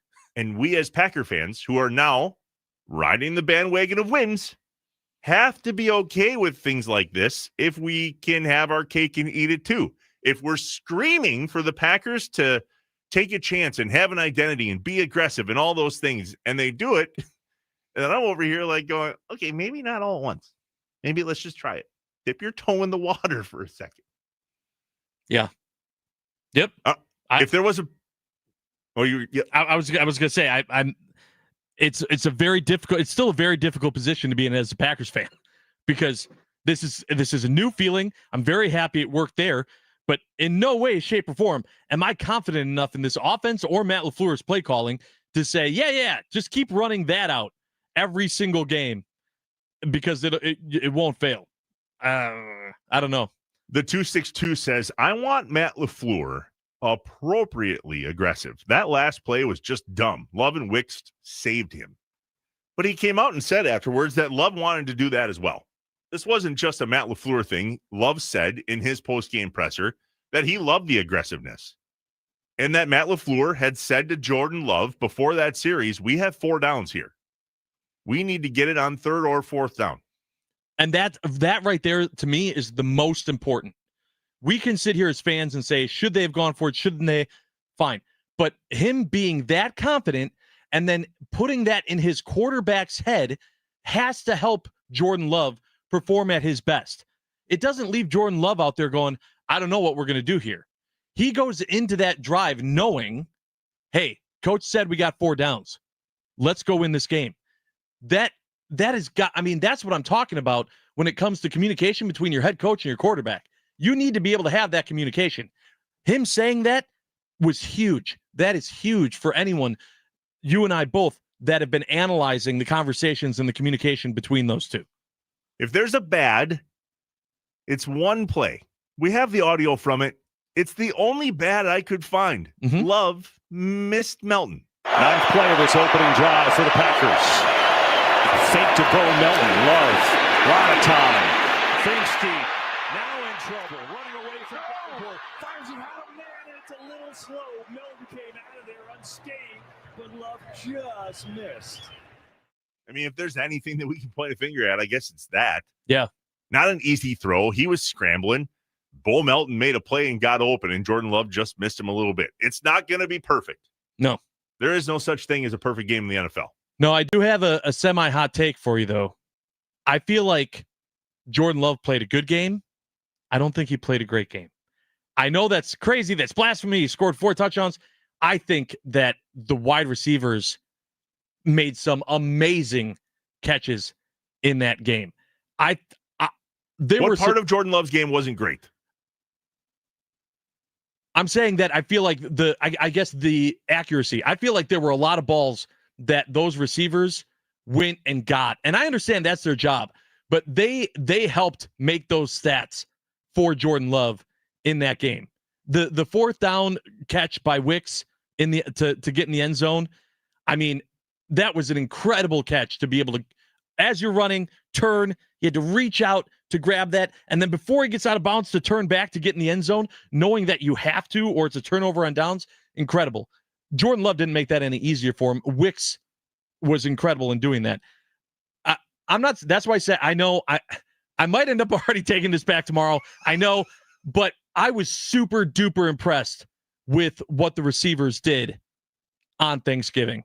And I felt like a lot of times if you're going to give a ton of credit to the quarterback, it's because the quarterback put the ball every time where it was supposed to be. And so I understand that time Jordan Love didn't, but I felt like there were plenty of other times where it was the receivers bailed him out. Jordan Love, 18 of 30 for 234 yards, 4 touchdowns, 0 interceptions, and a passer rating of 124.2. Yeah, it's good. It's a good day. It's a good day for Jordan Love. I'm not sure what you need for it to be qualified as a great day, but I'll let you chew on this one between now and Take Back Tuesday tomorrow. At the end of the day, I think what you're saying is the receivers made plays. How much do we need Jordan Love, though, to take those chances to allow our receivers to make those plays? It's a great point. Versus not throw it at all. The Nicolay Law Fan Talk and text line reminds me of one other thing that was a little ugly. Carrington Valentine's tackling. Yeah, that was really bad. Or lack of. That went for a touchdown. He had him wrapped up in the backfield. No, he didn't have him wrapped up. That's the problem. Well, he did a tackle I would have done of just throwing his body at the at the offensive player. You're right. Should have wrapped him up in the backfield. Right. There was no wrapping up. It was Yeah, that was ugly too. And unfortunately, that was bad, right? That was bad. Yeah. There was one ugly. Yeah. Devontae Wyatt out for the season. Here's Matt LaFleur after the game. Yeah, it doesn't look good, guys. I'm sick for him. I'm sick for us. I mean, that's a critical loss for our football team, for our defense, obviously. And I can't say enough great things about him in terms of just watching him mature, not only as a football player, as a person. I've got a lot of love for Devontae Wyatt, and I think the whole locker room does too. So it's a little bittersweet, I would say, in regards to, yeah, we're happy about the win, but at the same time, we're sick about what happened to him. Sick. I mean, there are a lot of things to analyze and think about as a fan with that Wyatt injury, especially knowing your next opponent and going up against the Bears and wanting this team to be able to fire on all cylinders. Obviously, when Tucker Kraft went down, there were huge conversations then. I think that the conversations now without Wyatt are very, very similar. Everything defensively relies on each other. You know, you want Micah Parsons to be able to do what he does. Well, it's a hell of a lot easier if you have someone like Devontae Wyatt playing the way he has this season, and not having him in could make things difficult for the Packers defense come Sunday. Look at the base 4-3 defense that the Packers have, and now look at the injuries. Lucas Van Ness out. Yeah. At least he's been out for a minute. Carl Brooks out. Now Devontae Wyatt out. Kenny Clark traded. Micah Parsons in. Get used to the names Colby Wooden and Nazir Stackhouse, and apparently Warren Brinson somewhere back on the old third string. Without a doubt, the Packers are going to make a move to get another defensive tackle in this week. They have to. That front seven has been playing so well. And so to lose Devontae Wyatt just stings 1,000 bee stings. Kind of like a tattoo. That's why I don't have one. So crazy. Why do you sit there under a needle and pay them? I want one. Yeah, but the way of getting one. Yeah. Not in. Don't want it. Yeah. That's what it kind of feels like with these injuries. We just can't catch a break. And it's tough too, looking at the remaining schedule and knowing that the Packers control their own destiny, which we're going to get to in the next segment. But that Wyatt injury definitely plays a factor. Yeah, who would have thunk that we'd be having the conversation that we're about to? Plus, we'll review the rest of the schedule for the Packers and talk about that destiny. But at the end of the day, did you know that if the Packers win out, we only need the Rams to lose one game in order for the Packers to be the number one seed overall in the NFC? I spent a lot of time on the old NFL ESPN playoff predictor niner. It was a lot of fun. Complete waste of a Sunday, but a lot of fun. We'll review because, got to be honest, we didn't think we'd be here. But we are. And as Packer fans, that's a good problem to have. Live from the Wisconsin Sports Radio Network studios, powered by the Potawatomi Sportsbook, we are Inside Wisconsin Sports with Trevor and Josh.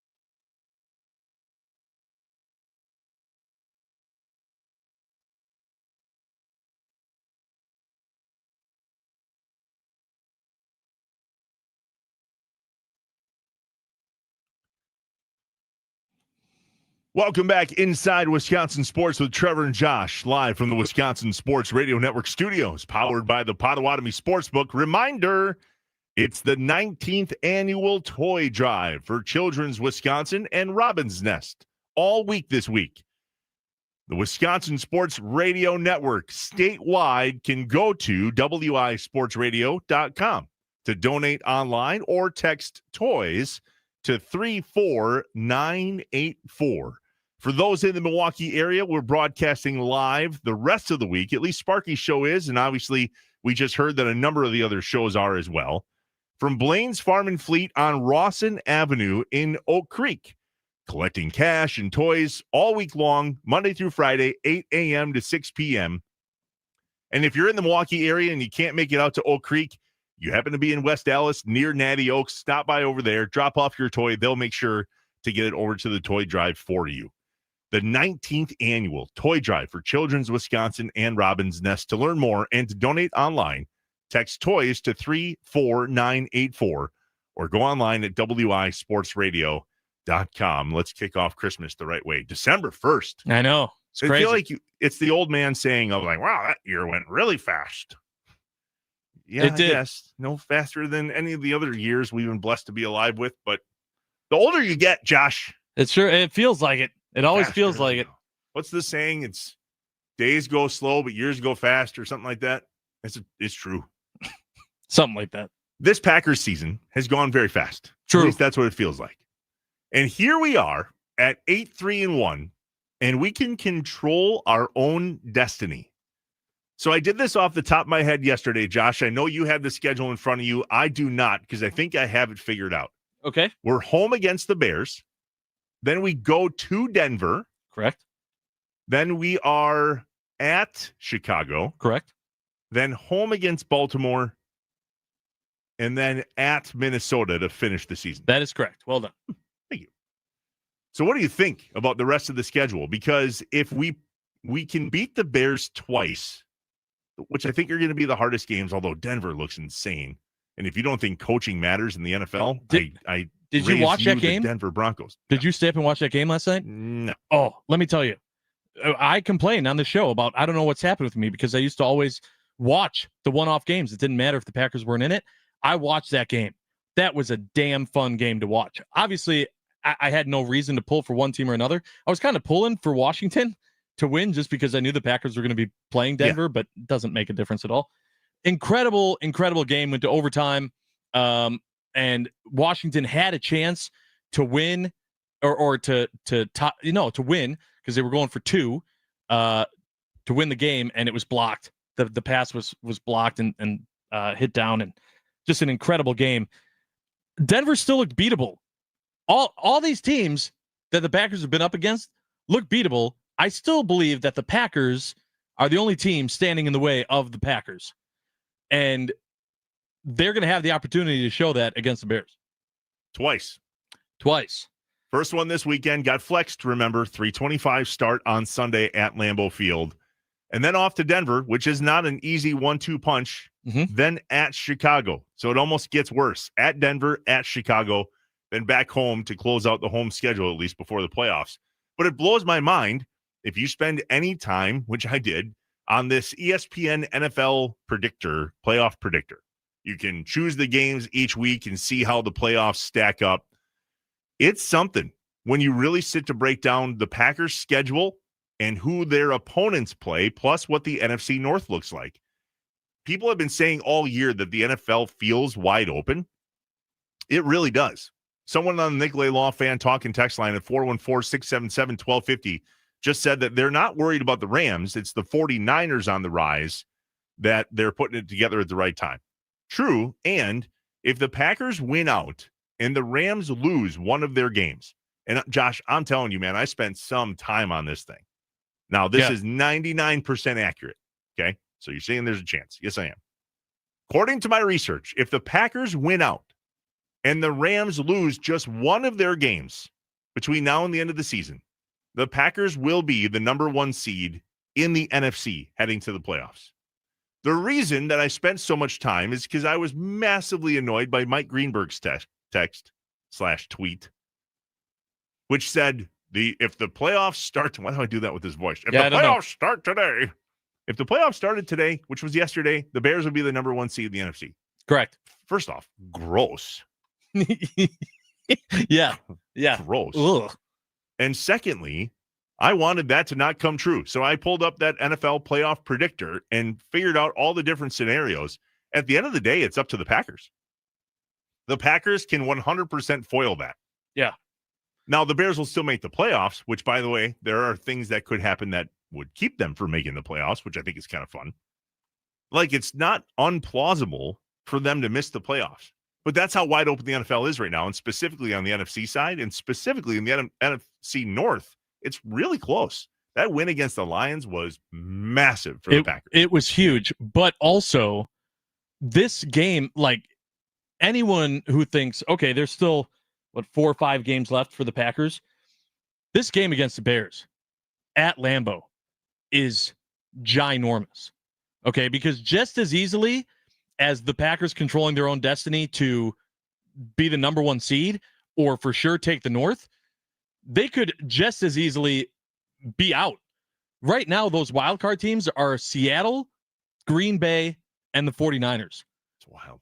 And the Packers are, Seattle's above the Packers in terms of seeding for those wildcard teams. Mm-hmm. There's still plenty of time for anything to happen. This is a huge, huge game for the Packers to get ahead of the Bears. I do not want this to come down to the Packers fighting for one of those wild card spots and where they put them. I also don't, personally, I don't need them to get the number 1 seed. If that's what happens in the process, fine. But this is a battle within the North. You're not playing to just make the playoffs. You want to make the playoffs, you got to win the North. That's just where the scenarios lead you to this season. We'll break down the rest of the schedule plus in depth next on this game against the Bears this weekend. We're live from the Wisconsin Sports Radio Network studios, powered by the Potawatomi Sportsbook. This is Inside Wisconsin Sports.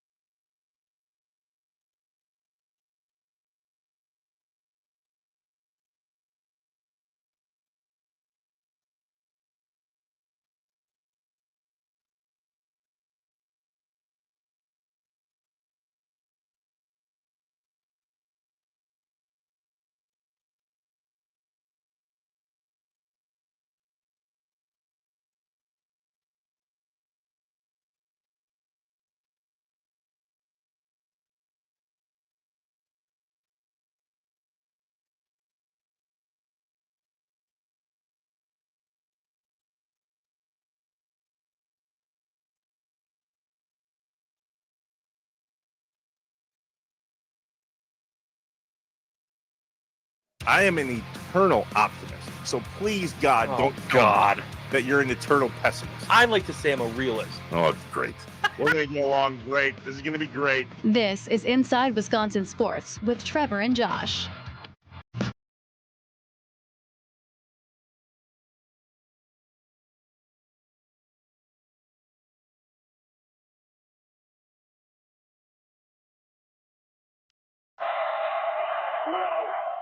Looking around, pressure his face, throw, there's Dontavian legs, lost his shoe, didn't matter. First down, Packers, and that will do it. A big dub for the Packers on Thanksgiving. Big call at the end of that game to go for it on fourth down. I could have went completely sideways, but it didn't. We've been asking for this. Let's be more aggressive. Let's get on the same page. Let's do fun things. Let's just rip our shirt off, I guess, after the game. That's all we got to do when we win like that. Jeez. You'd never see LaFleur do it. You'd never. Never. Not in a million years. He does swear a little bit, which kind of makes me smile every once in a while. Like, all right, we at least got a little spunk in us. Inside Wisconsin Sports is on your radio. Trevor Thomas, Josh Albrecht, live from the Wisconsin Sports Radio Network studios, powered by the Potawatomi Sportsbook. We've covered a lot of bases already today. Yeah. 2 hours down, 1 to go. If you're just joining us, welcome. Statewide on the Wisconsin Sports Radio Network. Good morning to Green Bay and the Fox Valley on 99.7 WNFL. Good morning to Wausau, 93.9 The Game. 7:10 The Game in Duluth Superior, if they're still doing well after what seemed like the most snow God had to offer, all in about a 3-day span. Hope you're okay up there. 12:50 a.m. and 105.7 FM The Fan in Milwaukee. Good morning to you guys as well. Follow us on social media at WI Sports Radio. You'll find there and also online at wisportsradio.com all of the information that you need for the 19th annual toy drive for Children's Wisconsin and Robin's Nest. You can text toys to 34984. You can go online and donate there at wisportsradio.com. If you're in the Milwaukee area, head to Blaine's Farm and Fleet on Rawson Avenue in Oak Creek. We'll be collecting cash and toys all week, Monday through Friday, 8 a.m. to 6 p.m. And if you can't make it over to Oak Creek, but you're still in the Milwaukee area, swing over to West Allis and see our friends at Natty Oaks. Drop off your toy there or your donation. I'm sure they'll take that as well. And they'll get it all over to the toy drive at Blaine's Farm and Fleet there in Oak Creek. For more info and to donate online, head to the website, wisportsradio.com. All right, so we have a thing or two to review moving forward now in regards to this game against the Bears and the Packers schedule as a whole. We talked a little bit about it there at the end of the last hour. We are wall-to-wall Packers coverage from 7:30 on this morning. Andy Herman from the Pack-A-Day podcast joins us in the next segment, which he does every Monday and most Fridays, except for when the Packers play on Thursday. We get to review the game with him on Monday and also preview the game with him on Friday. And this weekend's game is a big one, Josh, against the Bears. Huge. So one of my favorite things is to, when you get to this point in the season, is to start analyzing everything. Looking at seeding, looking at remaining schedules, playing out in your mind how this can go, what's going to happen, blah, blah, blah, blah, blah. Endless rabbit holes. That's right. I mean, you could spend hours on it, and it just, I don't know why, but I love it. I love it. I love going down that rabbit hole. So if you go to the NFL.com and you go to their playoff picture, it shows the current standings, and it also shows you, thanks to Next Gen Stats, their playoff probability. Okay. Oh, boy, do I hate the playoff probability. So let's start with this. Right now, I love it. The Bears are in first place, number one seed in the division. Their playoff probability, 76%. Okay? Yeah. 76. Then you go on to the Packers. One game behind them. Half a game, really. Half a game. And the Packers, as a 6th seed, playoff probability, 88%. Okay. Somehow that makes sense. So let's first of all just start by admitting, looking at this, it all comes down to Packers-Bears. 2 games, 2 teams remaining of the season. I'm not saying that the games against Denver and Baltimore aren't important, right? You could beat the Bears twice, and then the Packers could lose those 2 games, and, it could cancel a whole lot. But those 2 games are huge. It all starts with Sunday. There's plenty of reason to focus on and worry about this game. We had someone on the Nicolay Law Fan Talking text line talk about, I'm not worried about the Rams. I'm worried about the 49ers. I love this. Let's analyze all of this. Let's look at the remaining schedules. I want to start with the Bears, though. So they said that the Bears have a playoff probability of 76%. Have you seen the Bears' remaining schedule? I know you knew the Packers by heart, which was impressive. I don't expect you to know the Bears. So I'll tell you. The Bears go to Lambeau. Then they go home against the Browns, the now 3-9 Browns. Dangerous. They're dangerous. Then you have the Packers going to Chicago. Mm-hmm. Then the Bears play those 49ers and then end the season at home against Detroit. If you think that Detroit has nothing to play for in that game to end the season, that's trouble. And if they beat the Packers, they're in. They win. Like, for them, it all comes down to beating the Packers. When you look at the Packers' remaining schedule, it all comes down to beating the Bears. Mm-hmm. There are 5 games left. It's really down to just 2. Is that not crazy that it really just comes down to 2 games, even though there's 5 left?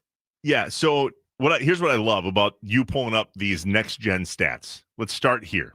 If you look at these stats and just go down the line, the Bears are in first place, to your point, not only in the NFC North, but they're the number 1 overall seed if it was to start today. They have a playoff probability, not a first seed probability. Not a division winning. Not a division winning probability. Correct. A playoff probability, meaning they are only 76% currently, 76% odds to make the playoffs. They're in, may I say this again? They're in first place, both in the NFC and the division. And Next Gen Stats, who doesn't ask any questions about relationships or personalities or coaching decisions, or if they can make, it's all stats. This is the analytics side of the NFL. 76%. There's no other team that has playoff probability in the 70s%. Yeah. The Bears, according to the schedule you just read off, have the worst playoff probability of all 7 teams that are currently in the playoffs in the NFL playoff predictor. That is hilarious. It is the most Bears thing ever. That they, of all 7 teams, while in first place, both in the NFC and the division, have the worst odds of making the playoffs. That's fun. Let's start there. Yeah. But if they beat the Packers, that's got to jump tremendously. Everything changes. That's my point. Is that because you can look at the fact that their divisional record, they're 1-2 on the season. You can look at that. They still have 3 games to play in the division out of their final 5. If you break down their season, though, and I know this isn't great for the Packers, but let's just break down the Bears schedule for a second. Lost to the Vikings to open the season. Okay. Well, we didn't know who was who then, but it turns out the Vikings are terrible. Yeah, really bad. Really lost to the Lions. So they start the season 0-2. Then they beat the Cowboys. We're talking about the Bears now. Then they barely beat the Raiders. They barely beat the Commanders. They handle the Saints pretty easily. They get trounced by the Ravens. They barely beat the Bengals. They barely beat the Giants. They barely beat the Vikings again. And this weekend, or the weekend before, they barely beat the Steelers. Yep. And let's be honest, they barely beat the Eagles, even though it looked a little bit more convincing than just barely. Yeah, I don't know. I feel like something's going on with that Eagles team, and the Bears were in control that entire game. All of that to say, the Bears could legitimately go 1-4 in their last 5 games. Yeah. The only win that is a for sure win, at least in the Bears' eyes, which I'm not convinced, is against the Browns. But I believe the Packers currently are between 5.5 and 6.5 point favorites this weekend against the Bears. So that tells you the Packers should win. That's 1. Then they play the Browns. Let's just give the Bears that game, 1-1. Then the Packers again at the Bears. I'm not saying the Packers will split, but it's plausible that they could. But let's just give that to the Packers victory there as well. Then the Bears go out to the 49ers, who are also massively in the mix for a playoff spot, and come back home against the Lions, who at that point, to your point, Josh, will have all sorts of things to play for, if nothing other than Lion pride. Yep. The Bears are in a far worse spot at this time of the season than the Packers. Far worse. And they play the Packers 2 out of the next 5 games. This weekend's game, which already was flexed, by the way, somebody on the Nicolay Law fan talk and text line, 414-677-1250, said, will this game be flexed or is it still at noon? Nuh-uh, it's flexed. Already flexed 325 this weekend. This will be, mark my words, the game of the year this coming weekend. Here's why. Both teams are on an extended schedule rest. Packers played on Thanksgiving. Bears played on Friday. The game planning will have had all the time in the world. Players that are on the iffy in terms of injury will have had more time to make it back. Please, baby Jesus, can we get Lucas Van Ness back this coming weekend, especially with Devontae Wyatt out? That'd be huge. This is a major weekend, and I can't wait to talk to Andy Herman next when we come back from our upcoming break. But there are a lot of opinion, Josh, on the Nicolay Law fan talk and text line. 414-677-1250. What do you see? I got one here from the 414 that said, hey, guys, and I know I've used this term in the past, but control your own destiny. I just don't agree with possibly control your own destiny. There were like 6 or 7 teams that could control their own destiny. How can that be possible? Well, because the reason why we're allowed to say that, first of all, we've already said that the only team standing in the Packers' way is the Rams, right? If the Packers win out and the Rams win out, you said, according to your playoff predictor and the research you did, the Rams are the number 1 seed. Correct. If the Rams win out, they control their own destiny, according to what I put into that playoff predictor. Meaning, correct. I was trying to figure out a way for the Packers to control their own destiny. If the Packers win out and the Rams lose just once, the Packers are the number 1 seed. Correct. So, but besides that one factor with the Rams, because the Packers and the Rams don't play each other in the last 5 games, that is the only factor that's stopping it truly of the Packers controlling their own destiny. The reason why the Bears can't also control their own destiny if the Packers is because the Packers and the Bears both can't win out. They play each other. And so if the Packers control their destiny and win out, it means that the Bears can't. The Bears technically also control their own destiny, but the Bears and the Packers both can't because they play each other. I want to tell you how the Packers are going to get the number 1 correct. seed, not the Bears. Correct. So to your point, 414, yes, technically, there are multiple teams that, actually, I think it really just comes down to the Bears, Packers, and Rams as far as the 3 teams that control their own destiny in terms of winning out that could then secure the number 1 seed. But they all can't line up together because of who they're playing. Finally, the Nicolay Law fan talking text line is awake with us. You can tell we're not the only ones dragging ass after a long holiday weekend on a Monday morning. You all are awake now. Welcome in. Good to see you back. So here's the first one I read from the 414. It says, screw LVN. Can we get Jaden Reed back, please? So agreed, but other side of the ball. I'm not, for the first time all season, you might agree, Josh, I am more worried about the defensive side of the ball without Devontae Wyatt than I am the offensive side of the ball with Jaden Reed. Agreed, which is crazy, but I need to have help. Micah Parsons needs help. He needs to be able to have the opportunity to disrupt the way that he does. If teams can just purely plan on getting a hold of Micah Parsons, knowing that the rest of the defense isn't going to be able to get there, that's a huge problem. Can't have that. I love this from the 608, which might as well be my burner phone, that said, my biggest fear is not knowing which Packers team is going to show up. Preach! Preach! I absolutely hate that. But is that not more confident now than it's ever been in the season as to which Packers team we're going to get?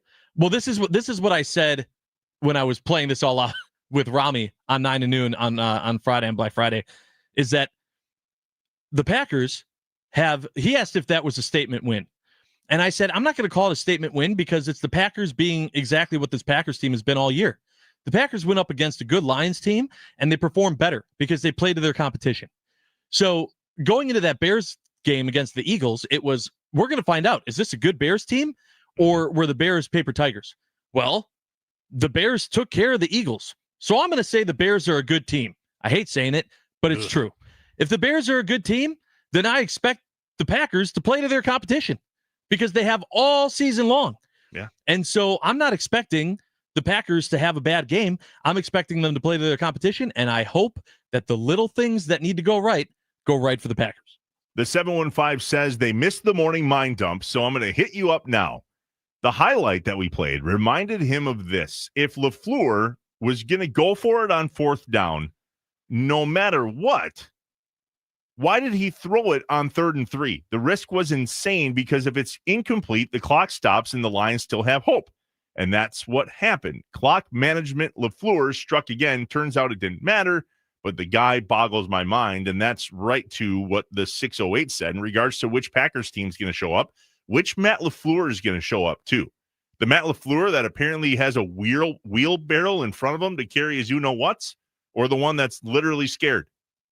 Because this past weekend, it was wheelbarrow Matt. Yeah. We haven't seen that guy in a hot minute. And it worked, by the way. It all panned out. So which Matt LaFleur are we going to get? The guy that's calling these plays and taking these chances? Or do we run it on 3rd and 3, hope, and then punt? And then we have to depend on our defense, which, by the way, it's plausible to think that Matt LaFleur saw Devontae Wyatt go down, knew he wasn't going to be back in the game, and said, our better chance right now is to go for it on 3rd and 4th down, pass on both, who cares, and make it or break it. No matter if we punt, analytically speaking, they said in the game, it was 50-50. 4th and 3 from the Lions 46 to go for it was the same as punting the football. Your odds of keeping the Lions out of scoring another touchdown, because it was a 7-point game, were just as great whether they got the ball from the 1, hypothetically, or the 46, which I don't quite understand, but I digress. None of it mattered. But that's a great point. Which Matt LaFleur are we going to get? One other thing I want to point out, because someone, as I mentioned before, did say that they're not worried about the Rams, they're worried about the 49ers. So, again, I love to just look at everything. Okay, so let's look at the 49ers' remaining schedule. They have to play the Seahawks still. Okay, so if they get past if they beat the Seahawks in the last game of the season, then that means that the Seahawks are going to lose. And if that happens, I mean, right now, we said Seahawks, 49ers, Packers. Those are your 3 teams in that wild card situation. Both of those teams can't win out. They play each other. So that's something. The Seahawks, as I mentioned, play the 49ers. They also still play the Rams. So there's conversation there. The West, as much as we want to talk about how the NFC West has been just a juggernaut with the Rams and the Seahawks and what they've done, now the 49ers coming on, they still have to play each other. So there's no way that they can all control their own destiny either. So I'm not worried about the outcome of what's going to happen with those teams and how that plays out in the wild card. It all comes down to the Packers beating the Bears, period. That's it. We'll preview that with our guy Andy Herman from the Pack-A-Day podcast. He's next. One more thing. The 414. Hearing a supposed adult say 6'7" is enough to turn you off the rest of the hour. Oh, you would hate listening to the Mason Crosby show. Okay, bud. First off, you must not have kids. Yeah, well. Because that is what it is. And secondly, us saying it is just proof that we can't get away from it in our personal lives. True. No matter what number. You know what? I'm shrinking. I'm no longer 6'8". I'll leave it at that. How tall are you? 6'7". Oh! So dumb. We agree it's stupid, but it is what it is. Yeah, it is what it is. Come on. All right, when we come back, Andy Herman, the Pack-A-Day podcast, we'll touch a little bit on the Thanksgiving game, but I think, to your point, Josh, it is all forward to Bears-Packers, Lambeau Field, Sunday, 3:25. We'll review and preview with Andy Herman next, live from the Wisconsin Sports Radio Network studios, powered by the Potawatomi Sportsbook, inside Wisconsin Sports with Trevor and Josh.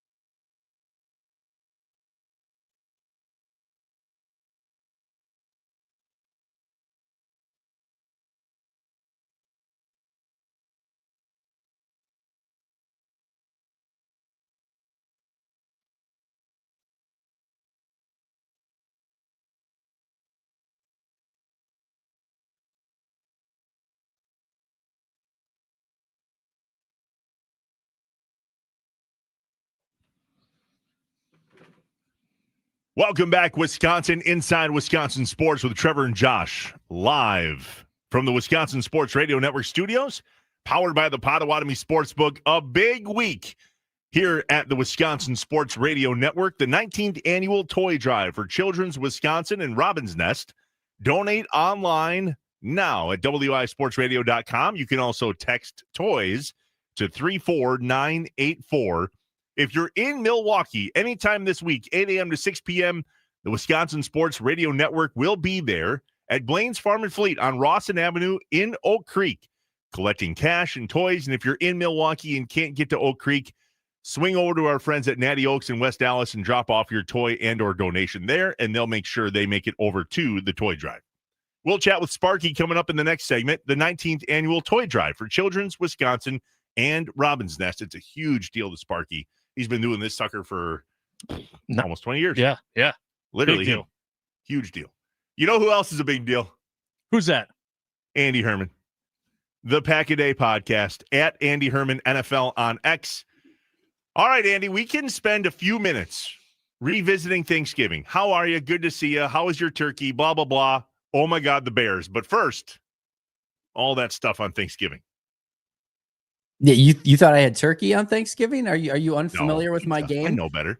There's pizza on Thanksgiving for me. No turkey, but no. Obviously, it was a fantastic Thanksgiving, fun day when the Packers get a huge win against Detroit, knock him down to about 30% chance to make the playoffs for Detroit, which is fun.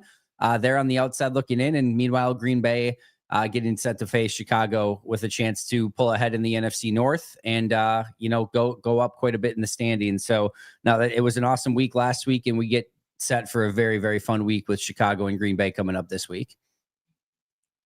Yeah, Andy, I've been having problems not focusing on the Bears. I've been spending a lot of time on playoff predictors. I'm going to try to hold this off as long as I can. What was it about the game against the Lions that you saw that went, okay, this team has found a new groove? Yeah, it's interesting. I think we all love the way that Matt managed that game from both a play calling standpoint and an overall aggression standpoint. Going more aggressive on fourth downs. I also think that part of it is just being successful on those plays. Dan Campbell was aggressive too on fourth down. He went 0 for 2. The Packers were aggressive on fourth down. They went 3 for 3. And 2 of those were extremely razor-thin margins. The one to Dontavian Wicks, obviously, in the end zone, and the one to Dontavian Wicks at the end of the game. If those go a different way, and all of a sudden Green Bay is in a different situation, everyone's like, well, those are, Matt should have taken the points on the first one, and why didn't he just punt the ball away on the last one and make them drive the length of the field? And we second guess everything, right? So I think when guys execute for you on the field, you in general look like a better coach. But I think what I loved about it was in Minnesota, he clearly had a vision for that game of, hey, we're going to be conservative in this game. We do not think J.J. McCarthy can beat us. We're going to take points when we've got the opportunity to get points. We're going to punt the ball away when we are in fourth and long situations. We're going to play a conservative game because that is what serves us best in this game. And they played that through line the entirety of the game, and it worked perfectly for them. And then in Detroit, they did the exact opposite. They said, hey, we don't think playing a conservative game is going to get us through a game in Detroit to get us a win. So the entirety of the game, they played aggressive, and they did that. And to me, regardless of results in those situations, I enjoy the process in both of those of saying, hey, that's what they needed to do in both those games. It's awesome that they got the results, but I love the vision for both of them, and I can live with the vision, whatever happens at the end of it. So I love the way that he managed that game. I love the way that he play called that game. Obviously, Jordan had a lot of opportunity to have the ball in his hands. I also think part of that is based on what Detroit did. Detroit was a little bit more aggressive at the line of scrimmage. That's what they do. They play more man-to-man coverage than most teams. And for Green Bay, they like to see that stuff. The soft too high shell is what gives them a little bit more of a problem. They didn't see as much of it. And because of it, Jordan was able to, kind of cook a little bit more. So I still think when teams play Green Bay in that too high soft cover, too shell, or, cover 4, whatever it ends up being, they're going to have to find ways still to beat that. I still think their run after the catch is going to be paramount. Getting Jaden Reed back, Matthew Golden back should hopefully help a ton with that. But I think part of this was the game that was needed, the way that Detroit kind of called that game. But I also hope in a way that Matt kind of found some things that for this team moving forward. If you can manage and coach a game like this is kind of more the way that you go, and it fits the DNA of this team a little bit better. Andy Herman in the Pack a Day podcast joining us on the Wisconsin Sports Radio Network guest hotline, powered by Gruber Law. One call, that's all. Josh said earlier in the show that he didn't think Jordan Love had a great game. Yeah, good game. I'm not sure what would require, statistically speaking, for Jordan Love to have a great game instead of just a good game. But last I checked, 18 of 30 for 234, 4 touchdowns, no interceptions, and a 124.2 passer rating seems pretty great to me, Andy. What do you think? Yeah, I mean, if we're gonna knock him down for anything, certainly that first drive where he's got the opportunity to Bo Melton for the touchdown. And the odd thing about that is he didn't have to be pinpoint or precise on that throw. He certainly had leeway, right? So just to kind of loft it up, and Melton's probably going to score on that play. And then the following play comes back on the crosser to Christian Watson. Looks like he's got Watson on that crosser and misses him on that one. I don't know if he was just a little bit amped up early in the game or whatever it was, but those two throws he certainly like to have back. From that point forward, I thought he was outstanding. And I think what you have to look at in this game as well are a couple things. The Lions had 14 pressures in this game, and they had 0 sacks. And that's a huge testament to Jordan with what he was able to do. We always, not me, but some people always talk about he's throwing off his back foot too much. And it's like, yeah, in some cases it's absolutely true that he doesn't need to. But look at the Christian Watson throw on the touchdown deep down the field. Steps into that beautifully because he's got a pocket to step into. On a lot of those plays, he didn't. And even on some of those out routes that are, even if you're stepping into them, sometimes dangerous, he's fading away and throwing across the field on an out route and still getting the ball there with precision and timing. He's hitting some of those throws where, again, off the back foot, the final throw of the game is a perfect example of this, where Aleem McNeil gets pressure inside right away, and he's got to make a pinpoint pass to give Dontavian Wicks just a chance at that. The throw on 4th down to Dontavian Wicks is an absurd throw. Maybe even if there's anything you're going to question, maybe the decision making, but there's not a lot of options on the play, and he puts it where only Dontavian Wicks can get it, and Wicks obviously pays that off. And then the other aspect of it isn't just the pressure, but if you look at the statistics of how many times he had to throw into tight windows in that game, and then in like the degree of difficulty on some of those throws, did his receivers pay it off? Again, does it look a little bit better because Wicks made some great plays and things like that? Sure. That was my point. I also thought there were plays where Watson, if he just maybe comes back to the ball a little bit more, or is able to, kind of fight through some of the contested stuff, maybe has a couple more catches. So I thought after that first drive, where again, he has 2 plays he'd probably like to have back. I don't know what more he could have done to play a better brand of football than he did the rest of that game. Yeah, I think that if there was one award to give out, I would say that one goes to the receiving core. I thought that there were just a ton of amazing catches made that were not put right on the money. And they went and they caught the ball. And I mean, the big one I always think of, not only just that Wicks at the end, but that Wicks 4th down to get into the end zone. Running away from Love to turn, to grab that, and then have to turn towards the end zone to get that ball in before being pushed out of bounds was incredible. That was an absolutely incredible catch by Wicks. That I'm just saying, you look at those stats, you just read the stat line, and you don't take the degree of difficulty and what the wide receivers did in that game. We're not talking about Jordan Love with 4 touchdowns. So that was my whole thing, the whole reason for why I said that. Yeah, what I would say though is I don't think, as at least watching it back, I don't think he had better options. He had to put those the 2 plays to Wicks, I think, are a perfect example of, he had to put those where they were. It's 4th down. You don't have a choice to do much else. And he put them in a spot where only his, receiver had the opportunity to go get it. And one of the things that, listen, this is not a disparaging comment towards, what I think is one of the greatest quarterbacks of all time in Aaron Rodgers. If there's one nit I had to pick with Aaron at times, is he loved having his perfect windows and his perfect throwing alleys. And at times it felt like he didn't give his receivers just a chance to go up and win. And when you're one-on-one and you've got an opportunity, a lot of those times those receivers are going to pay that off for you. And one of the things that I enjoy about Jordan is if you're one-on-one and he sees you, he's going to give you a chance. He's going to give you that ability to go make a play. And I love that about him. And hey, it's not always going to work out. Sometimes you're going to get some contested incompletions. Sometimes you might end up with a pick, but he's got a 0.8% interception percentage on the season. That is like Aaron Rodgers, the most risk-averse quarterback in the history of the world, is at like 1.3, 1.4 something for his career. And Jordan this year is at 0.8%. It's remarkable some of the stuff he's doing. And again, I thought he was phenomenal in that game. Andy Herman, the Pack a Day podcast, joins us on Inside Wisconsin Sports. All right, so we go forward. Bears. Yeah. Chicago leaned very heavy run and pretty much controlled the Eagles up front, and that's scary because Devontae Wyatt will no longer be with the Packers the rest of the season, per reports. Yep. How worried are we about the front seven on the Packers D all of a sudden, which is nuts to say that that's a problem, but injuries are what they are. Yeah, I think the first thing that at least Wyatt's a really good player. He's not the most dominant run defender in the world. So I'm less concerned about that. But what he does bring to the table is he's just a really sound overall defensive tackle that's good against the run and is a plus pass rusher from the inside and on the interior. And as we hear Micah Parsons talk about all the time, just his value to the defensive line as a whole. And it really, hurts your rotation, because now you're having to play maybe more, Brinson, Brooks, and Stackhouse than you would probably like to be playing.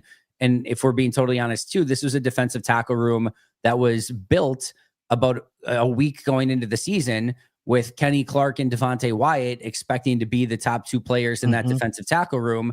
And now you don't have Clark for good reason. And you have Wyatt for unfortunate reasons. Thankfully, Colby Wooden has stepped up big this year. And I think he's been a really sound run defender. But there are a few signs as of late of him just kind of slowing down a little bit. This is the most Colby Wooden's played in a season in a long time. And I don't know if he's just wearing down a little bit or what it might be, but there are some signs there. I am extremely buoyed by the fact that I think Warren Brinson is playing some really good football, kind of, I wouldn't say out of nowhere, but he's continued to get better through the course of the season. But they're going to need Carl Brooks to come back this week. I'm very interested to see what they do at that defensive tackle position. Are they just bringing James Esther up to the active roster? Do they sign a defensive tackle off of somebody else's practice squad or from the free agent list? Those are some options that they're going to have to look at. But Wyatt is certainly a loss. What I do love is that this team does really good team defending. They set the edges well. There were a couple plays against Gibbs, one for Gary, one for Parsons, that I thought could have been a little bit better this past week, but they generally set the edges well. Those safeties come flying down. We've seen Evan Williams do it over and over again. Javon Bullard from the slot in the nickel situation is a really good slot defender as a run defender in nickel. Their linebackers, we'll see if they get Quay back, but McDuffie's played really well, especially in run defense in his couple of games where he's had to fill in. They have the pieces that they need to still be a sound run defense group, but certainly Devontae Wyatt being out and shortening that rotation or making players have to play more on the interior doesn't help you. And how they respond to that and how they play against this Bears offensive line is going to go a long way in deciding a huge portion of this game.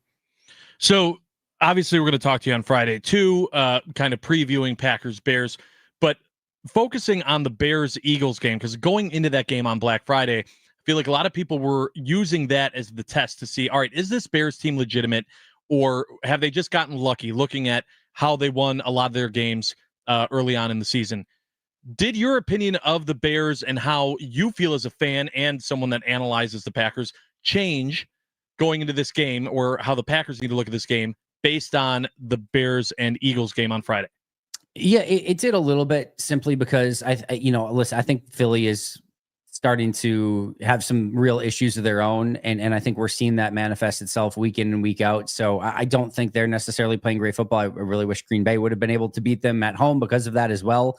They didn't. But I do think no matter what, going into Philly, and especially playing against that defense, who's still been really, really good for Philly, the last month, especially since kind of the trade deadline, and going in there and getting that win is impressive. But what I'll also say on top of that is, listen, I know you look at their schedule, the Raiders, the Saints, the Commanders without, just in general, the Bengals without Joe Burrow, the Giants, the Vikings, even the Steelers win looks less impressive now, right? Like, it's not a lot of great wins on their schedule. What I would say, though, is that in this league right now, as we have seen week in and week out, listen, when you win, 1, 2, 3, 4, 5, 6, 7, 8, 9 of 10, 9 out of 10 games, I don't really care who it's against right now. We are seeing this very much as a week-to-week league. You are showing that you know how to win football games and come out the other side of it one way or the other. And I don't think the Bears are this Super Bowl contending team this year. I don't put them in that category. but I think they're a good football team. I think Ben Johnson has them playing well. I think Ben Johnson has them playing with a ton of confidence, which a lot of times can cover a lot of other ills when you're playing with that level of confidence. And right now, they are a pain for anybody to play. I don't think anybody would be excited to play this team. And more importantly, maybe for their long-term approach is Ben Johnson quickly has buy-in from that team. And there's no quite like they love playing for him, and they now are all in with what he is selling, and they are ahead of schedule. So regardless of whether or not they're a contender right now, having to play them 2 times in the next 3 weeks is not a fun thing. And I think in the long term, they're at least, if nothing else, very much trending in the right direction. In the most heterosexual way, I want Matt LaFleur to rip his shirt off in that locker room if the Bears lose to the Packers this weekend. I really do. I'm sure Matt has, he hasn't forgotten the comments, first of all, from Ben Johnson in the offseason. That was a very odd sort of thing, but it happens in every Bears press conference. They talk about, for an opening new coach or GM, they talk about the Packers in some capacity, and that was no different. And then yes, the Ben Johnson shirt off, which, listen, that stuff can play really well, early on. Remember the Matt Nagy, they did like the locker room like DJ sessions after the game, and it's all amazing and everything, and then things go south, and all of a sudden that stuff doesn't play quite as well. So we'll see how that ages with time, but a fun little moment there, I guess, for Ben Johnson in the moment. We'll chat with you Friday. Andy Herman, the Pack a Day podcast. Follow him on Twitter at Andy Herman NFL. Good to see you, man. Hey, appreciate you guys. Enjoy the week. Thanks, Andy. Andy Herman on the Wisconsin Sports Radio Network guest hotline, powered by Gruber Law. One call, that's all.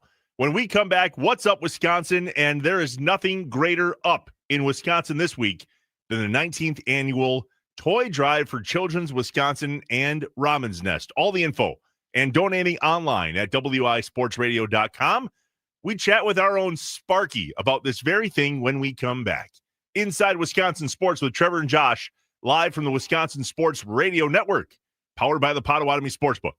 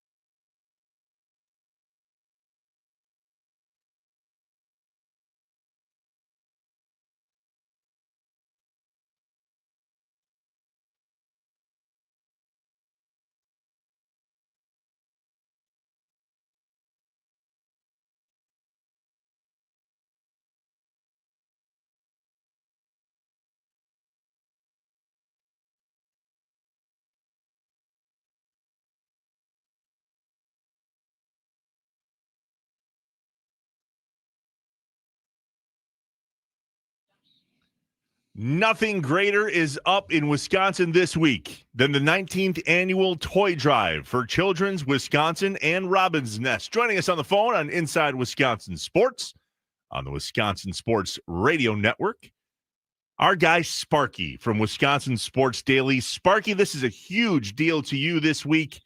The 19th annual. I mean, it's a huge deal for all of us, but you've been around at this thing since the beginning, brother. Yeah, I've been doing it since the beginning. Same location, same week. It's always the first full week after Thanksgiving at Blaine's Farm and Fleet in Oak Creek, right there on Rawson Avenue. So if you're coming down 94, it's 3 to 4 minutes off the interstate east of 94 into Oak Creek, and you're right here. And we're out here each day, 8 a.m. to 6 p.m., collecting toys and cash donations as well. If you can't make it, you're listening in Wausau or in Green Bay or Duluth, Superior, you can always go online and make a donation. That would be great too. wisportsradio.com, wisportsradio.com. And it's good stuff, man. I mean, the kids, they're in the holidays or whatever at Children's Wisconsin. Robin's Nest is another part of this, which is the foster care arm for Children's Wisconsin. And they're a big part of this too. They get the toys. So all of this makes a lot of sense when you think of we're the largest toy drive they do every year. We've built ourselves to this point over the years. We try to fill a semi every year full of toys and try and make this as over the top as possible because they rely on us for the entire year. So what we're able to provide them is a big deal. Sparky, talk a little bit about like the toys. If someone's out there and they're going, okay, I don't know if I'm going to buy a toy or do something to donate, specifics of what you're looking for, some stuff to maybe spend money differently on the toys, help people focus in on that. Yeah, I mean, that's the other part about it too, right? Obviously, we have Toyland here at Blaine's Farm and Fleet, which is gigantic and absolutely amazing, and they have everything you could possibly want. I'm standing like I'm in board games and Legos, and there's Barbies in front of me and everything else. It's gigantic. So you can obviously buy toys here.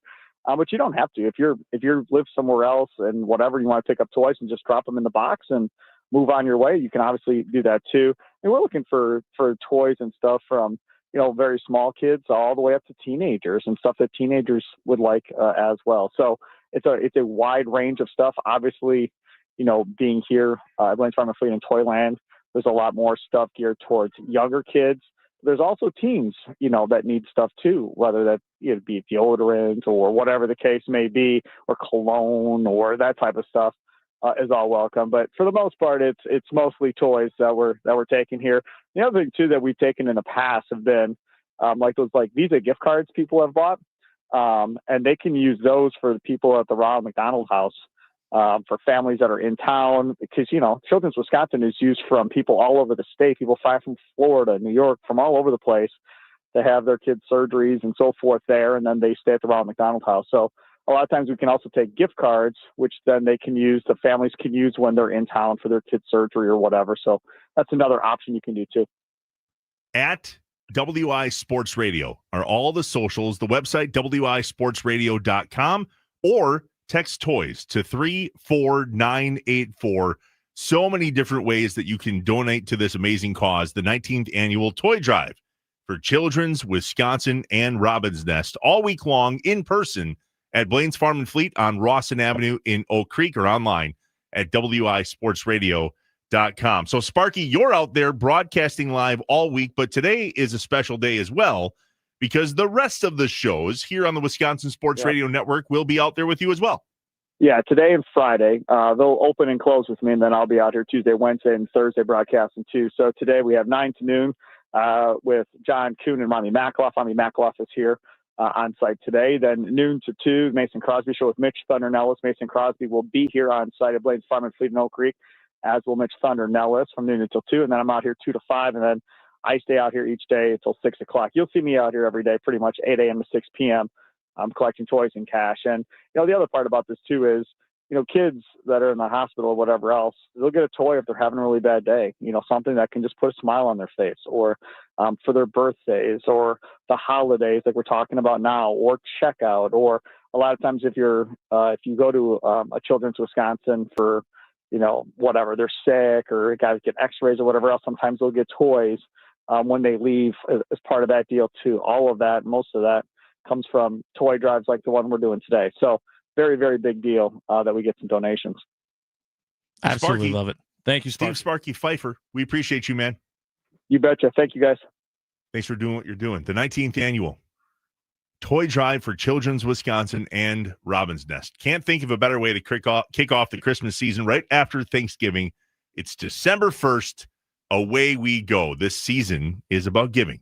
That's right. It's better to give than to receive. Our thanks to Andy Herman for jumping on the show today and talking Packers, Bears, Packers, Lions, Packers in general. So much conversation the rest of this week about what could be if the Packers play the Bears really well on Sunday. Josh, are you making it to any Packers games yet this season? I don't know. I don't have plans to, which is a shame, because I'd love to be there. But now it's locked in on just, I would be a mess. I would be such a mess. And here we go. Which at the beginning of the season, in no way did I think that the Packers-Bears games, the two times the Packers play the Bears, were going to be the two most important games of the season. I just didn't see it that way. Thought for sure the Lions and maybe the Vikings, but no way did I think the Bears would be here. I think a lot of people feel the same. It's Inside Wisconsin Sports with Trevor and Josh, live from the Wisconsin Sports Radio Network studios, powered by the Potawatomi Sportsbook.